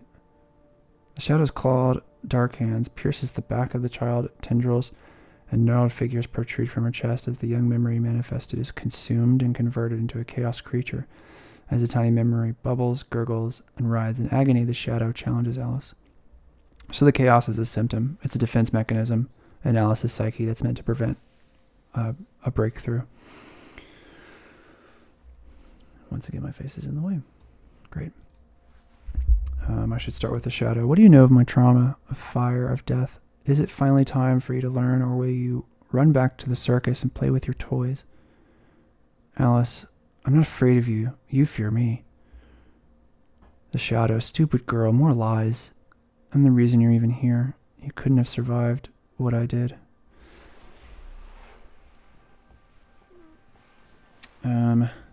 Alice drops her blade slightly. The shadow continues. The shadow. We'll meet again. Maybe next time you'll speak some sense. I expect more from you than the ramblings of another pathetic blind child.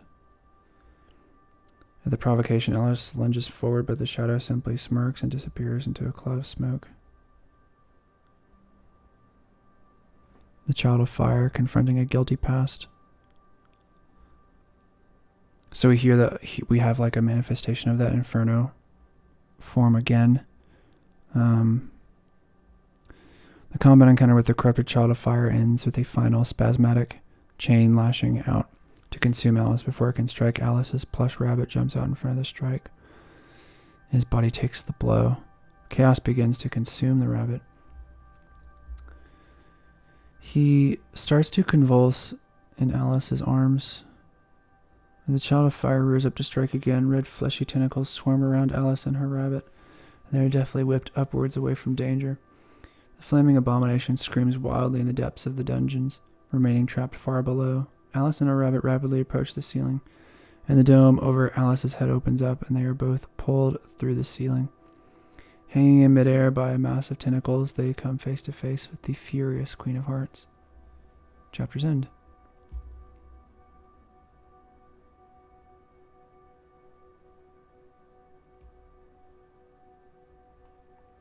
Oh, look at this. What a representation of the Red Queen. I love that. What era was it? The Queen Elizabeth? This Elizabethan sort of enrapturing or enshrouding of the sides of the face like that. That's really something. That clockwork on the tentacles, kind of like this blurring between pipes and tentacles. This organic and inorganic. And then the tentacles coming out from under the dress. Very Queen Ursula-like from Little Mermaid. There's a lot going on.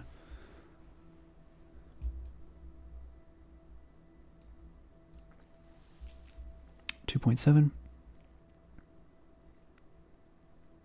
A scene here with the Queen of Hearts, the Knave, and Alice. His demeanor is panicked, confused, and terrified. A tense and furious conversation unfolds between them all. Queen, what have you done? You are not meant to be here. The Knave, my words, my cards have always worked, but she's never come this far before. The odds, they don't add up. This is new. Your Majesty, we haven't had this conversation. Queen, silence, Knave. You will speak when spoken to. Your failure will be punished, and as for you, Queen again, you will speak only the words that are deemed worthy of your place here, the words chosen for you. Alice, my words and my choices are my own, and I have no desire to follow your script, your show, or your rules anymore. Damn the circus, and damn you. I demand that you release me and my friend from this prison of lies. Queen, release you, little girl. We are here because of you, because of your inability to grow, because of your inability to learn, because of your immeasurable failures and your unwillingness to comply. You are dangerous. We are all but peons in your own circus of madness. Alice, I never wanted to be here. Queen, the choice is not yours to make. We were forced to act in the place of a child. This is not your prison. These walls are your own sanctuary. You cannot face the dangers and truths in your being. You cannot best your own darkness. You never could, so you're protected, shielded, buried, and hidden away from it. Might as well be saying repressed, right? Queen again, and now your own chaos spreads freely to our world. This madness overflows unchallenged, destroying my beautiful roses and laying waste to my gardens. To what end? To satisfy your endless curiosity? No, you weren't ready then, and you aren't ready now. Already you failed, needing my direct intervention to save you from certain destruction once again. Alice looks down at the floor. Chains and screams from the dungeons are heard clinking distantly. You toy with things you cannot possibly comprehend. We are not your playthings, child. The Queen's tone softens, if but for a moment. We have just as much to lose as you do. Alice opens her mouth to interject, but is muffled by a tentacle wrapping around her face. Ugh. Some weird tentacle stuff going on here. It's a strange fetish I'll never understand. The Queen, must I say it again, you can't go free. You're here for your own protection. No amount of pleading, no daring escape attempt has ever changed that fact. Queen points at Alice. You will be returned to your place in the circus once again, immediately locked away, straight to your room, and no supper ever again. To the Knave, from the Queen, for your failures in convincing the girl to return to the circus, you will be relieved of your head. And then pointing to the rabbit. Queen again, and this chaos-infected rodent filth will be cast into the dungeon forever. Cutscene continues to the next page. Wow. I'll move my face here in a little bit so you can see.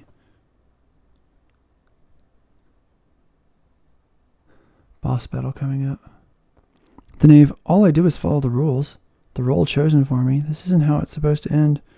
How could it end with the possibilities of changing? What cards are still up my sleeves? Very much a Javert from Les Miserables. The idea that legalism and following the rules as closely as possible will sanctify you has its weaknesses, right?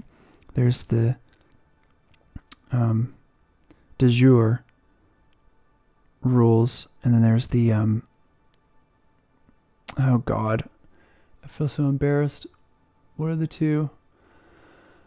I can't remember it right now, but there are the rules that the world shows you on paper, and then there's the street rules, the rules that you learn to follow by breaking the book rules.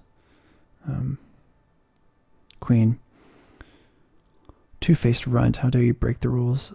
The Knave, we all must play the cards we are dealt, your majesty. Okay, I should probably read the stage directions here. So the Knave, I think, betrays the Queen here.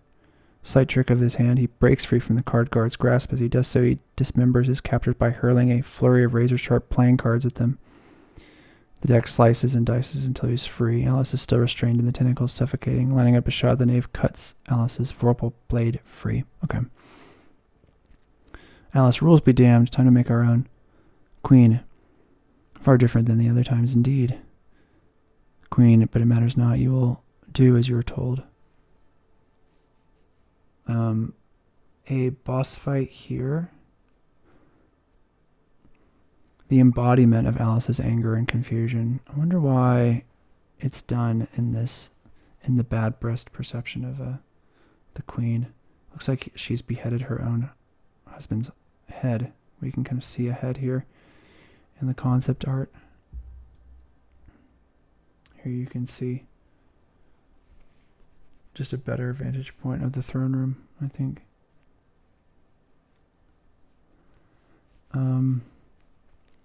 If you want to, you can look at the boss battles. I tend not to focus on them. Freely available here if you're curious to see what they would have looked like.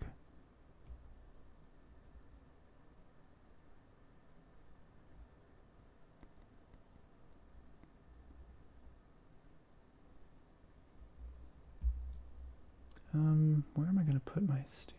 Right here, how about it? Alice fights against the Queen with the Knave, fighting alongside Alice. The Knave acts as an NPC support character. Blah, blah. Alright, here's the cutscene. The Queen's eyes roll as her flesh droops loose and broken. Alice, off with your head, utters Alice as a final verbal blade strike decapitates the Queen. Tentacles slump to the floor as the rabbit falls into Alice's grasp. Rated M for mature. The rabbit is weak and almost fully consumed. As Alice lays him down, she doesn't know what to do. She starts crying. The rabbit is dying. Her partial object, it reminds me of a Cassette and Cassette's doll, Elizabeth, at least as it's portrayed in Les Mis, the masterpiece, PBS version from 2018.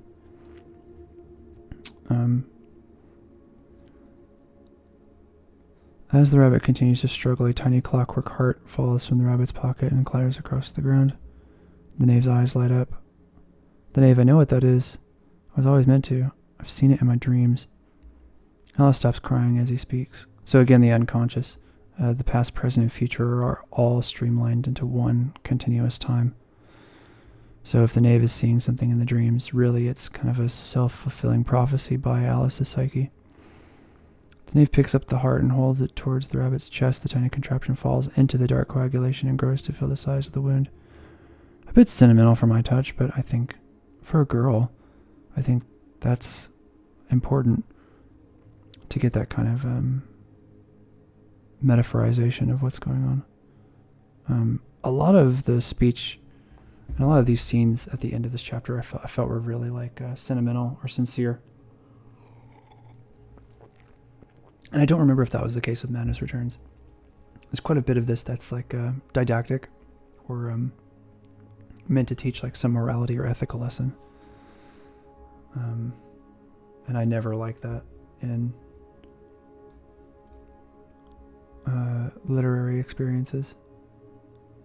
Requiem Lacrimosa by Mozart. Good choice. If that's the one I'm thinking of. Is this the Lacrimosa that's in the Terrence Malick film Tree of Life?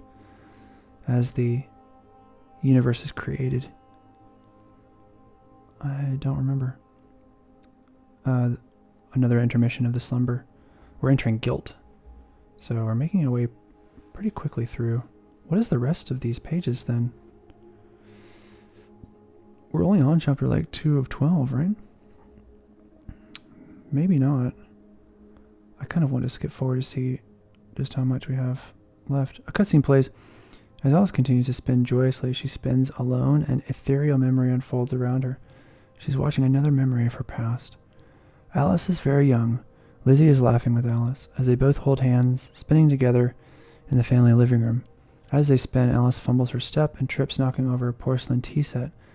It shatters on the ground, and Alice cuts her knee badly on the broken white shards as she too hits the ground. Crying, Alice does not know what to do. She squirms, watching the strange red liquid cascade from her wound. Elizabeth, oh Alice, you've taken another tumble. Here, let me help you. A good breast moment. Nurturing. Lizzie's words are warm and soothing. Warm and soothing. That's a good... For people who are borderline organized, they have a difficulty with soothing themselves, and so they catastrophize, and this can lead to spirals. So usually a person is there to soothe and comfort them, which can be exhausting for this interlocutor, this other person, but it's necessary for the stabilizing agent. Which is like borderline people tend to latch on incredibly closely to certain people, especially soothing people, consistent ones, patient. Alice stops crying as her older sister bandages her knee. Elizabeth, they are good as new. Alice and Lizzie smile at one another. Hearing the ruckus, Alice's mother enters the room. Alice's mother is shocked and disciplines the girl's foolish behavior. Good breast and bad breast, right? We have the older sister who's caring and nurturing and treats it like an accident. And then here's the mother who comes in and treats it like it's a mistake, but like an intentional mistake, as if it was something about Alice.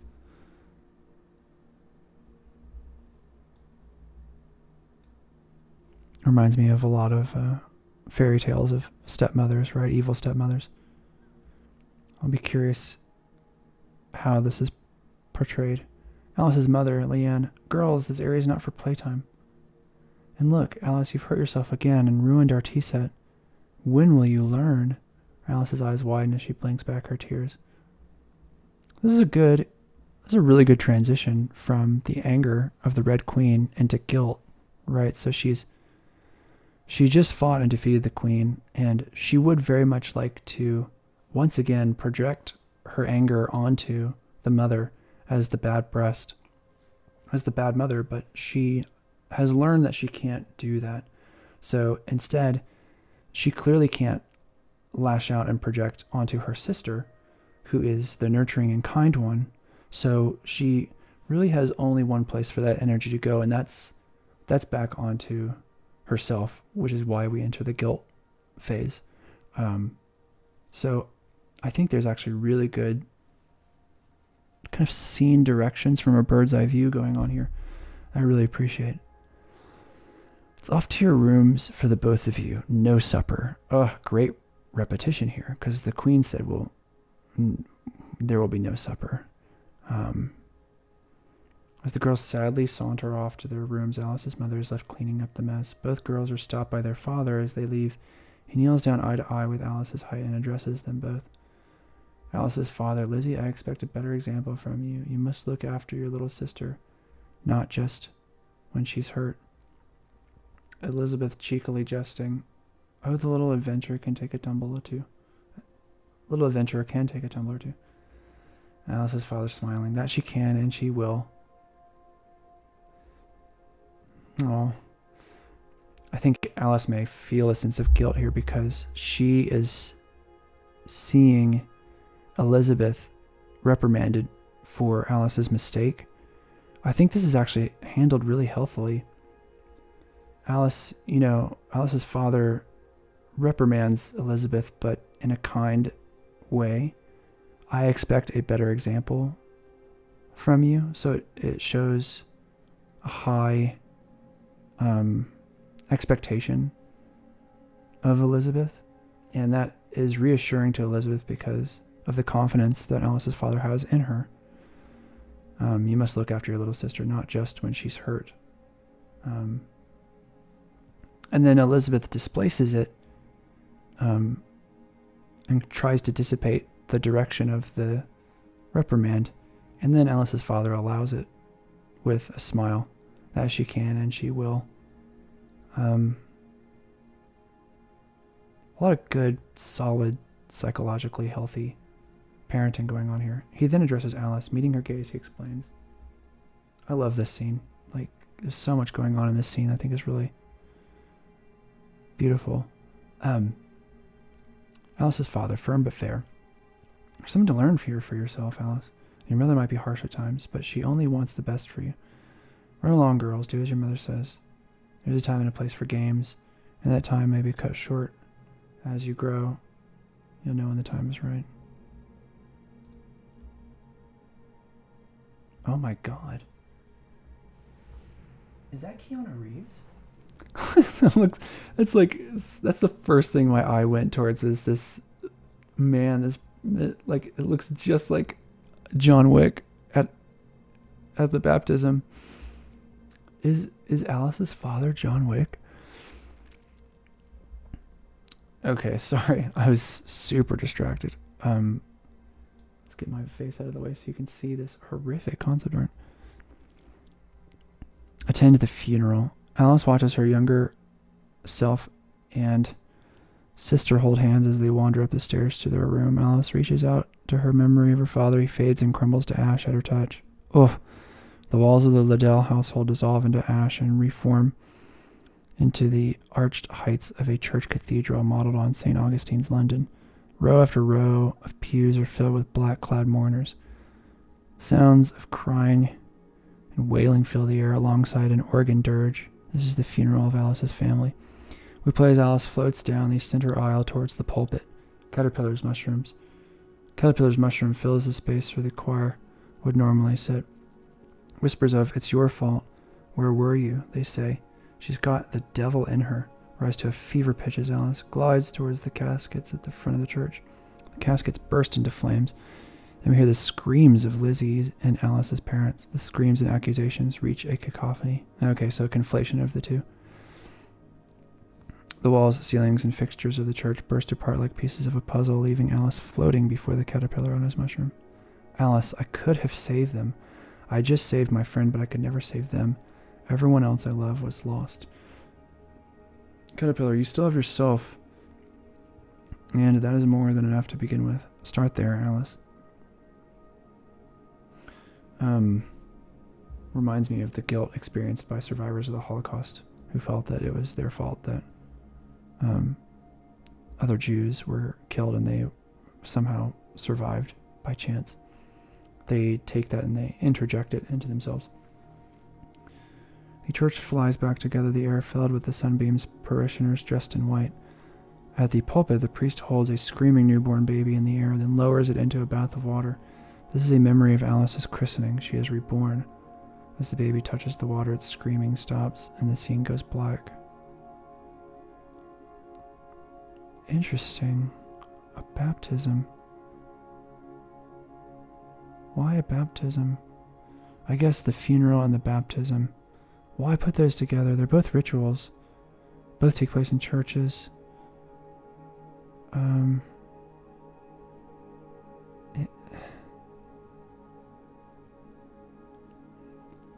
Start with yourself. Trying to go back to childhood and the therapeutic encounter, kind of the earliest memories. Catholic baptism, it looks like. Makes sense.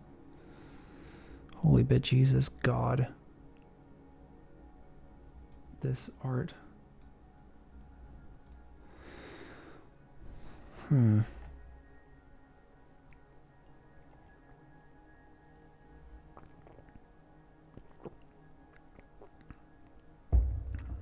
We're still in the anger and judgment realm.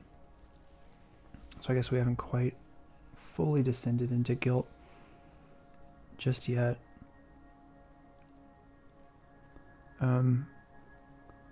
Establishing cutscene plays as Alice wobbles on her feet a bit, her eyes closed. Her rabbit is pawing at her boot with concern. The knave's voice is heard, distorted and blurred at first, but it becomes clearer as Alice regains her focus. The knave. The queen. The knave. Do you hear me, Alice? Alice, open your eyes. The knave. She is another lie. We've both been deceived, Alice. The queen's remains are now scattered about in piles of metal and gears. Another manipulator. Interesting. A fabrication. I've dedicated my life to following her rule and keeping you in that circus, when all along I should have helped you escape it. The truth is as fragile as smoke. Lies upon lies. Alice is nothing in this place what it seems. The knave, perhaps we are exactly as we seem until we know for sure. Alice, how do you know such things? The knave, I know because I was made to know. It's in me. I've ignored it for so long. The lie is more comfortable than the truth. These jagged edges are sharp, but they must be confronted, not ignored. Alice, I can't ignore the splinters in my mind. I won't. The knave, then you walk the same path. You must think for yourself. To open one's eyes is a start. It does not mean it won't hurt to look at the light. A lot of video games really lean on amnesia, and a lot of gamers seem to have a problem with the amnesia storyline, as if it is not a lesson to be learned about the way that we see life. I think that amnesia, we experience a willing amnesia in the way that we deny and repress. I just thought of that just now. Sorry. I'll continue. The knave, you must find Hatter. I know that what you hold serves a powerful purpose. The scientist possesses unmatched ingenuity. He built that device that saved your friend, the knave, and he made others. Alice, this Hatter has a lot to answer for. If these devices can keep the Shadow's wrath at bay, and if he, the architect of this entire lie, it is time he answered with truth. Of course, the Mad Hatter is a very emblematic representation of Alice in Wonderland, beyond Alice, very popular, and so it's no question that we would see the Mad Hatter in the March Hare. The knave, truth, even if it's born from lies, I hope it still counts. Playing cards acquired, interesting. Ranged and burst fire weapon. Ooh, so there's a lot of overlap between some of the, this seems similar to the pepper grinder and its automatic fire versus burst fire. I don't know. There's not a lot of maneuverability here for gameplay. The knave, considering I've tried so often to turn you back, perhaps now I can show you a new path forward. Follow me.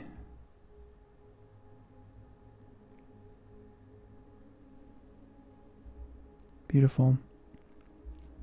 This feels like the first section of The Madness Returns. The same color palette and the same design of the floor and the mushrooms. And man, I hate eye stuff. This eye stuff is really freaking me out. Oh wow, we're just now getting to the hub area that they were talking about before. The Hall of Doors acts as a fast travel mechanism that allows Alice to quickly jump to other areas around Wonderland. A Upon its discovery and facing a choice of infinite doors, a chapter closing cutscene between Alice and the Knave plays. Alice, which one is the right one? The Knave, you've come this far. I'm sure you'll make the right choice. Alice, what will you do now that you're no longer ruled? The Knave, well, judging by your performance here, Alice, I too will start to play by my own rules. We're both free. Rules don't matter. I'll embrace the unexpected. Meet it head on, not fear it. It is the dawn of something new. I wish the Knave came to a bad end as a warning for Alice. Like, maybe the Knave, once it's free, begs for new rules because it's unsure how to live without them. So maybe the Knave here pleads with Alice, tell me what to do. And Alice is like, I can't tell you what to do. You're going to have to decide that for yourself. And so the Knave kind of descends into a catatonia because it doesn't know what to do. So maybe you would find it here. Find the Knave here in the Hall of Doors, in this hub area, just kind of rocking back and forth or, sitting, not doing anything because it doesn't have any rule or path. With a parting smile, Alice exits the castle through the open doorway. As she turns to wave goodbye to the Knave, we watch as the shadow appears behind the Knave. The shadow waves back to Alice. Oh my god. Just as the door closes, Alice reaches out in shock to warn her ally, but he is swiftly torn apart. Blood flies. The last thing ripped apart is his smile. The Cheshire Cat is similar. Alice screams as the door slams shut. Well, shit, that's one way to do it. Damn. I stand corrected. Okay. I don't mind that. She quickly opens the door back up again, but is only met with an empty frame. Ugh. Wow. Oh, we're in bargaining. Okay. Not quite guilt. You know what? The Hatter's domain would be bargaining. I totally get that.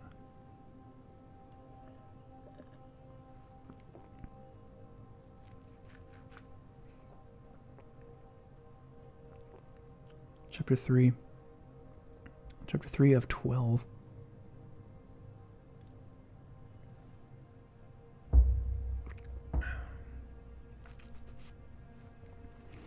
The Chaosma.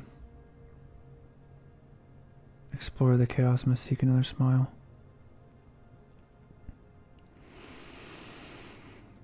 Alice slams her fist against the door and turns away from the Hall of Doors to face what's left of a shattered Hatter's domain. Another shattered domain. This happened a lot in Alice the Madness Returns, where a lot of places were fragmented and the art was different, but what ended up happening was that the platforming and the combat got so repetitive and so similar, even though the art was dramatically different, that it was not enough to keep the player interested. The novelty of the art wasn't enough. And it had, I think, something to do with this similarity in its platforming design. There are a lot of similarities here. The industrialism of the Queen's Castle is similar to one place in the game, so I can kind of see when they pitched this game the similarities between the games. And what's weird is that, like remakes, for example, the Dead Space remake is like a shot-for-shot replacement, just with incredibly updated graphics. But honestly, the gameplay of that game didn't necessarily have to be updated. With Dragon's Dogma 2, we're getting an expansion, but a lot of it seems eerily similar, just with a more bolstered, more rigorous, more robust set of mechanics and ideas. I think there would be a place for this. I just don't. I would definitely want to play it on easy difficulty and kind of briskly go through it. Or, experiencing it like this is a way to get the narrative and to talk about it without having to worry about the tedium of the video game part. I don't know. It's not a black and white yes or no. I think there's issues to be had, either for or against. Whoa. My brain is melting. The landscape here is chaosma, splattered across the sky in a galaxy of floating islands, plasma clouds, upside-down forests, and magical vortexes. Alice sighs. Here's to the unexpected. Floating within the wreckage of all that once was Hatter's domain, Alice can see a bizarre menagerie of creatures, giant mice, tiny whales, and dodo birds. Combined with crocodiles, a visual explosion of chaotic combinations. We play as Alice navigates the scene, heading towards the center of the domain in Hatter's workshop. Workshop glistens on the horizon like a massive bronze teapot. Steam and jets periodically shoot into the air from a multitude of towering funnels, spouts, and pipes. Along the way, Alice encounters more chaos-infected card guards, also fights off mechanical teapot cannons, leaping teacups, and other diabolical bronze machinations, many of them taken over by the chaos, necessitating battle.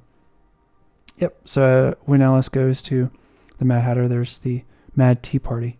So it's good that we're getting some representations of that with teapots. I love the Mad Tea Party in Alice in Wonderland. I think it's probably the peak. Oh, thank God the Cheshire Cat is here. Yes.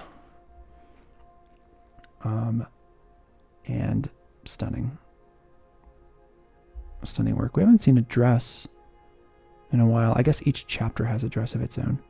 Very similar to like Sora and Kingdom Hearts, where each world has its own representation in line with the intellectual property. At times, Alice will spy gleaming eyes and a shining fanged grin. In odd places, the smile fades in and out of view, accompanied by a low, gruff chuckle. A series of scientific and mechanical puzzles need solving. Blah, blah, blah. Alice, with anguish, just escape this wretched place once and for all. Her outburst is met with a sardonic reply from the ether. Cheshire Cat, you, better than most, should know that wishes made in loud frustration will most certainly land on deaf ears. Alice watches as a mangy Cheshire Cat fades into existence on the path ahead of her. Alice, with anguish, I know you. Your grin is familiar. Let me move this off to the side so you can see sort of the beautiful ideas here.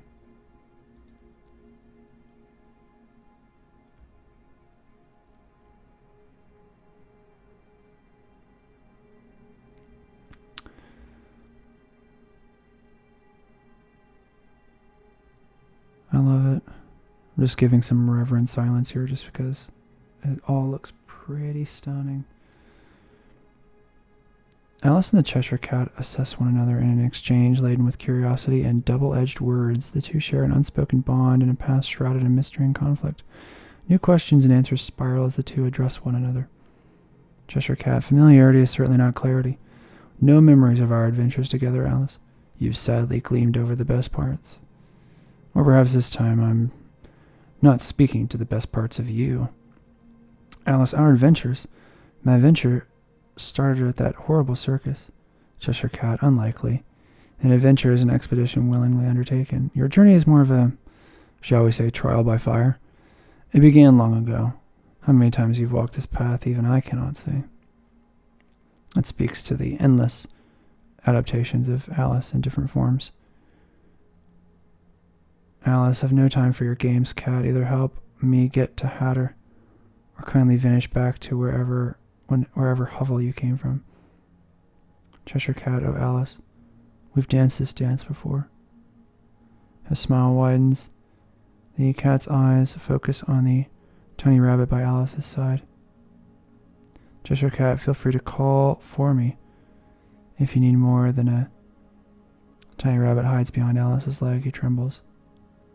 Cheshire Cat, quiet approach. We have history here, Alice. Learn what you can, trust your instincts, and you may yet survive. Alice, my survival will depend on more than riddles and hairballs, thank you. Cheshire Cat, pointed words. I'll allow that one, there's hope for you yet. If it's my knowledge you seek, words with teeth will prove more useful than those unable to speak. With a lash of his tail, Rabbit flinches as the Cheshire Cat fades away. His grin is the last part to leave. It's horrifying. I think that scared me as a child. The Disney animated film. What follows is an introduction to Cheshire Cat as an in-game guide. Similar in function to the rabbit, except that he can be summoned at will and is able to provide directional information, background lore, and hints. Interesting. That's strange. The Cheshire Cat kind of appeared without the player's input at kind of checkpoint moments in the madness returns. This implies that the player can decide, which is okay. His knowledge is usually structured as a double-edged blade towards Alice, either in his confronting tone, riddled language, or sometimes he simply won't care. Typically, once summoned, the Cheshire Cat will appear in a set place in the environment. Alice and the Cheshire Cat will share a situational dialogue exchange, and then he will disappear, ready to be summoned once again if required. Okay, so I don't like this, just because if it were me, I would always wonder at what parts of the game can the Cheshire Cat be summoned, or I would just forget entirely, and I would feel bad because I feel like I would miss interesting dialogue. So, I would suggest that the game just always summons the Cheshire Cat whenever a moment like that happens. Like, I don't particularly care if it doesn't make for a good experience in replaying the game. Like, in Alan Wake 2, for example, the game provides different methods for each character to experience the world. And for Saga's, her investigation is optional, but I feel as though that system is makes a little bit more sense than this does. Like, it renders the Cheshire Cat passive, and there was something malevolent and ominous about the Cheshire Cat appearing when Alice didn't know it would happen, causing like shock and fright and a kind of unnerving feeling that the Cheshire Cat is always present, just that we cannot see the Cheshire Cat. So I don't know. I think that was a bad idea. This might be the last chapter that I do for today. I feel like I'm losing my voice.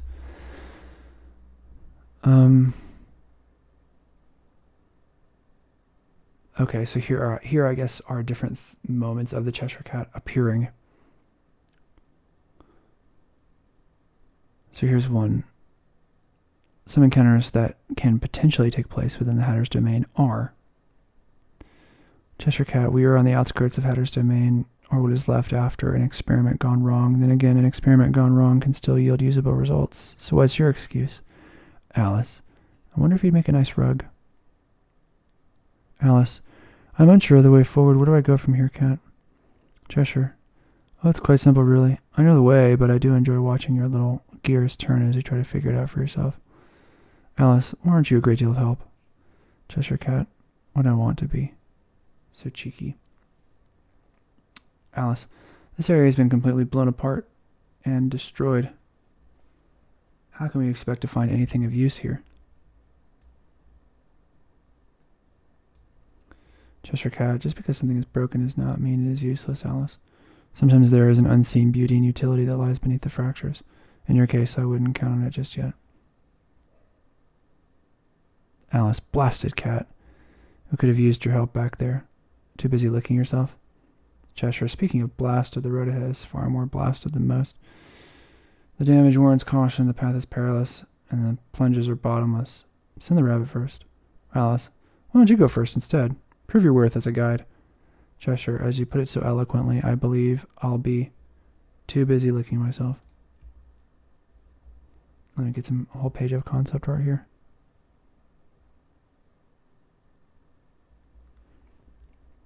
Interesting the way Alice is portrayed as insecure here compared to her confidence in the way that she speaks.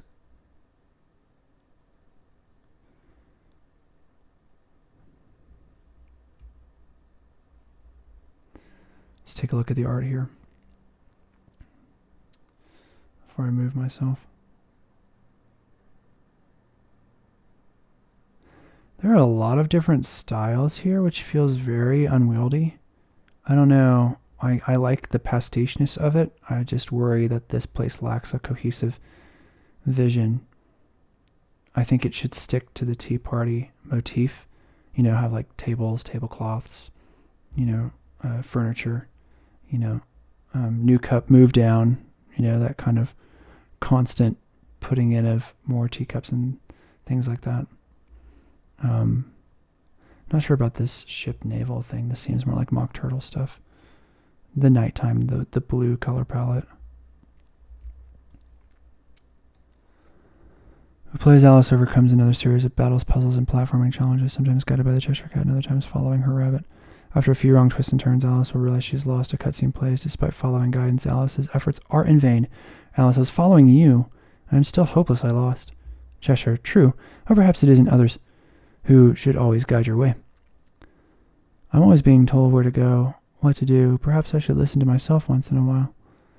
Cheshire Cat, wise words, Alice. Let's see if you're indeed ready to pay attention to your inner voice and follow its true course. It might be worth listening to from time to time. How do you forcibly make someone lost in a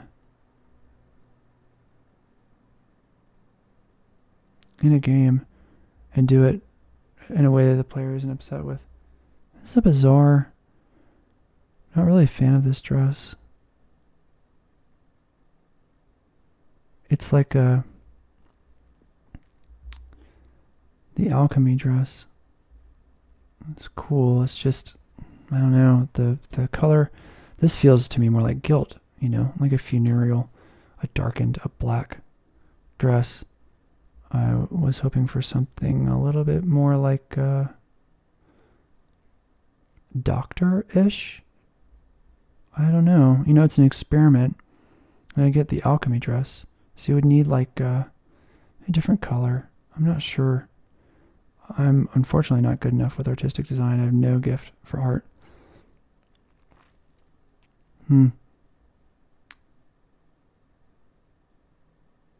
6 of 12 runes and 6 of 12 weapons collected. So does that imply that we're halfway through the game, or more that, the weapons are front loaded so that they can be applied in later challenging sections? Who's to say? Like level 3. Is level 3. We've talked about this before. The Cheshire Cat's lair. That's cool. He gets his own little location. This kind of like Baroque combination of so many of stuff. This isn't a hoarder's paradise, I guess.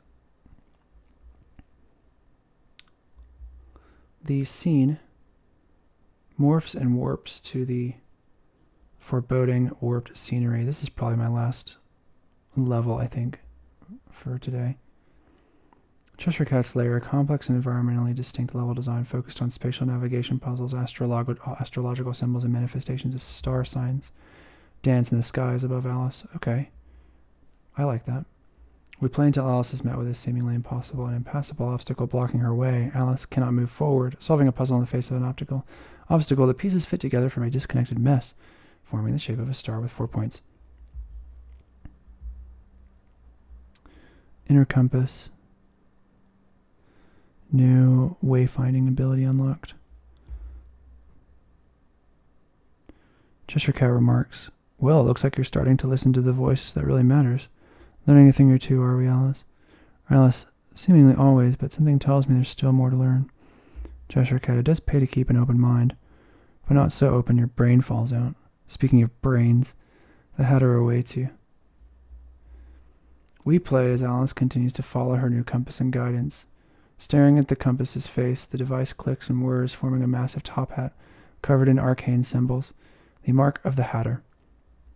The broken level design slots into place around Alice, and her way is now much simpler and easier to walk. Alice successfully navigates from out of the Cheshire lair, landing back into the final parts of the Chaosma. Alice continues onward, following the point of the compass. As the shadow of Hatter's laboratory looms over Alice, the concentration of mechanical defenses becomes increasingly dense. We play as Alice fights forward under the shadows of steam-powered towers and gigantic bronze teapots on the outskirts of Hatter's domain. Here Alice will face an onslaught of bizarre machines and steam-powered teapot cannons. Gears, rotors, tea, and scrap metal fly as Alice rages into the fight. Finally, as Alice approaches the massive doorway to the laboratory, a trap is engaged. A cutscene plays as a giant clockwork hand engulfs Alice, trapping and immobilizing her. Trap doors open, and an army of scuttling teapots hoist Alice up. Skittering away on top of a sea of walking teapots, the horde of machines rush Alice and her rabbit through the halls of Hatter's laboratory. A blur of motion and clattering metal. Cheshire Cat is left behind. He offers no aid as his silhouette simply watches from a safe distance. With a flick of his tail, he disappears. A series of rapid twists and turns atop the machines within the bronze halls, and Alice is dropped unceremoniously to the ground. Now unrestrained, Alice stands to her feet as the machines obediently tinker aside. Alice looks up. She finds herself face to face with the Hatter. End of chapter. Well, shoot.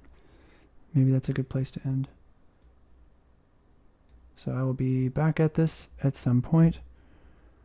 We'll call this part 1. I'm curious how much is left, which I'll be looking at after recording this, so hopefully I remember that. Thanks for watching. Yeah, there's some stuff that I loved in the first parts of this.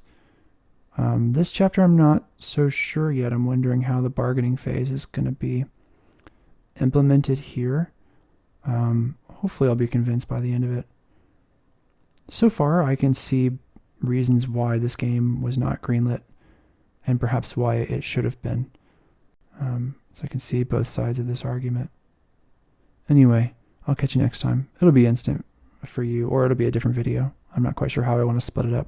So, okay, goodbye.